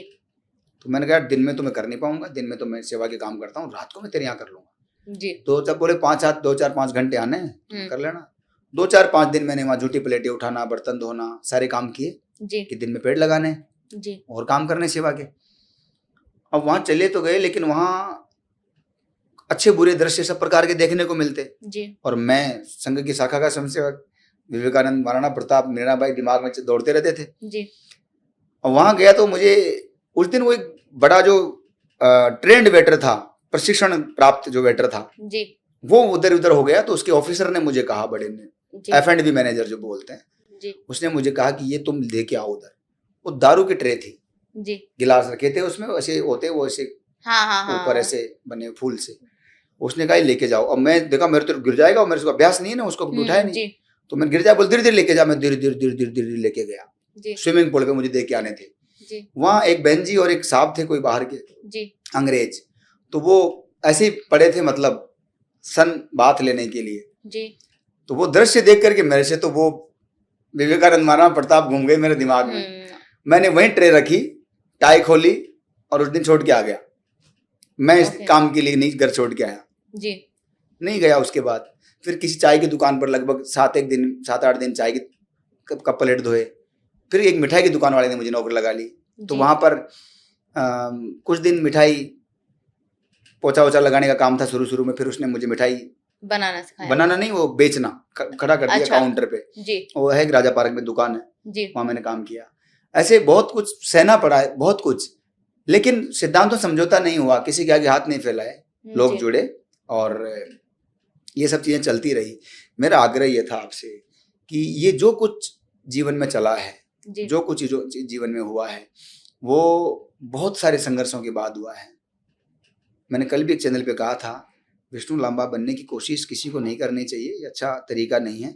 आप अपने परिवार के साथ रहिए, सेवा कीजिए, लेकिन इतना मेरा आग्रह है कि जो विष्णु लांबा लोगों की नौकरियां कर करके टाइम पास करता रहा, इधर उधर मंदिरों में जाके, गुरुद्वारों में जाके भोजन करता रहा, कार्यकर्ताओं घर में जाके करता रहा, वो आज उसके द्वारा जो शुरू की गई मुहिम है वो सैकड़ों लोगों को ग्रीन जॉब्स दे रही है, इको फ्रेंडली एम्प्लॉयमेंट दे रही है। हमारा बेम्बू जो लगाया था हमने, सैकड़ों लड़के लड़कियों को आज रोजगार मिल रहा है। हमने गोबर से कई सारे प्रोडक्ट बनवाना शुरू किया तो उसके रोजगार मिल रहा है। तो एनवायरनमेंट को आप अपने फ्यूचर के रूप में, अपने भविष्य के रूप में क्यों निर्धारित नहीं कर सकते? आपका सवाल यही तो था ना जी? बिल्कुल। तो, मतलब मैं चाहती थी कि आप पब्लिक को आसान भाषा में बताएं कि पैसा मिलेगा तो मिलेगा कैसे अगर कोई एनवायरमेंटलिस्ट बनता है फुल टाइम। अरे आप नर्सरियां खोल लो, आप बीज संग्रह के माध्यम से कर लो, आप कई सारे प्रोडक्ट बनाने के माध्यम से कर लो। आप मतलब जैसे आपका गिलोय है, अब गिलोय की आपने कब समझ में आई परिभाषा? आपको कोरोना काल में जी। लेकिन अब तो गिलोय के छोटे छोटे पैकेट बनने लगे हैं, कई सारी चीजें तैयार होने लगी। आप गिलोय पे काम शुरू करो। अभी गर्मियों का समय चल रहा है, आप प्याज पे करो। आप स्कर्वी के लिए आप ये करते हो ना, आंवले की चीजें करते हैं, आप नींबू की चीजें करते हैं, आप खट्टी चीजों का करते हैं, उसके लिए उपयोग शुरू करो। आप गर्मियों में चीजें निकलेगी। आप बहुत आप प्लांट लगाओ और प्रोडक्ट्स जो है वो सेल आउट करो। बिल्कुल सेल आउट करो। और आजकल तो बहुत और सारे अच्छे ब्रांड बनाओ। अभी तो बहुत स्किल डेवलपमेंट के लिए तो भारत सरकार बहुत अच्छे काम कर रही है। सबको जुड़ना चाहिए, करना चाहिए। तो मतलब हमारे साथी कार्यकर्ता, बहुत बड़ा कल्पतरु के जो कार्यकर्ता थे, जो लड़के लड़कियां स्पेशली कई वर्षों से जो लगे हुए हैं, आपको आश्चर्य होगा, सब लोगों ने अपना अपना काम शुरू कर लिया है। मतलब अपने अपने ब्रांड बना लिए हैं, बना रखे हैं, बहुत बना रखे हैं। हमारी एक बहन जी हैं नागौर जिले में जी, नम्रता जी, उन्होंने तो पराली की आपने बात की थी बीच में, पराली से लगभग 200 प्रोडक्ट बनाए हैं पराली से, और बहुत अच्छा काम किया है उन्होंने। और पराली यूज भी हो गई और पोल्यूशन भी नहीं हुआ, और पैसे भी मिल गए। यूनाइटेड नेशंस के 6th हेड आदरणीय एरिक सोलिम साहब मेरे जब गांव पधारे तो नम्रता जी को मैंने आग्रह किया कि आप आइएगा, वो आ रहे हैं। वो जानकारी बहुत प्रसन्न हुए, क्योंकि वहां पर उन्होंने पराली से बने प्रोडक्ट उनको भेंट किए, आप सोचिए। तो निश्चित रूप से एनवायरनमेंट जो है वो लोगों के भविष्य के लिए चीजें हो सकती हैं, बहुत सारे प्रोडक्ट बनाए जा सकते हैं और इससे आमदनी भी हो सकती है, ग्रीन जॉब्स क्रिएट हो सकते हैं, इको फ्रेंडली एम्प्लॉयमेंट आपको मिलेगा, सेवा की सेवा भी होगी। तो उम्मीद करती हूँ कि आज जो पॉडकास्ट लोगों ने देखा होगा उससे उन्हें ये समझ में आ जाएगा कि एनवायरनमेंट सिर्फ एक दिन का मुद्दा नहीं है, सिर्फ कि हमने 5 जून को बात करी और हो गया। ये एक डे टू डे लाइफ का हमारा रूटीन होना चाहिए कि अगर हम कहीं हैं और अपने घर में या अपने प्लांट्स को पानी दे दिया, वो नहीं सूखे, कम से कम आप उतना तो कर ही सकते हैं डे टू डे लाइफ में। और अगर कोई चाहे कि इन फ्यूचर उसे, कहते हैं ना कि जो अगर आपको पैशन को प्रोफेशन में कन्वर्ट कर ले तो उससे ज्यादा अच्छा कुछ हो ही नहीं सकता। बहुत बढ़िया, है ना। और ये आपका पैशन था, पेड़ लगाना, पौधे लगाना, बेशक हजारों युवाओं का भी है।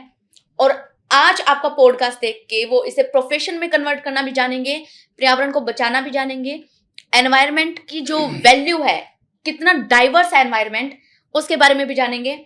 10 लाख की हमारी फैमिली होने वाली है और आपके काम के लिए थैंक यू सो मच। आपके काम के लिए मैं उन सब की तरफ से आपको बहुत बहुत आभार व्यक्त करती हूँ, आपका बहुत बहुत थैंक यू करती हूँ और उम्मीद करती हूँ कि नेक्स्ट पॉडकास्ट में भी आप हमें ज्वाइन करेंगे, क्योंकि जो हमने क्रांतिकारियों के परिवारों की बात की उस पर मैं आपसे बहुत सारी कहानियां सुनना चाहूंगी। तो दोस्तों, ये थे हमारे साथ विष्णु लांबा। उम्मीद करती हूँ कि आज का ये पॉडकास्ट आपको काफी यूनिक लगा होगा, आपको बहुत अच्छा लगा होगा। आपके क्या क्वेश्चन है, क्या सजेशन है, आप मुझे कमेंट सेक्शन में जरूर बताइएगा। साथ ही ये बताना ना भूलें कि आप हमें कहाँ से देख रहे हैं और अगला चेहरा, अगली कहानी कौन सी सुनना चाहते हैं। हम मिलेंगे आपको किसी नई कहानी के साथ, तब तक के लिए धन्यवाद।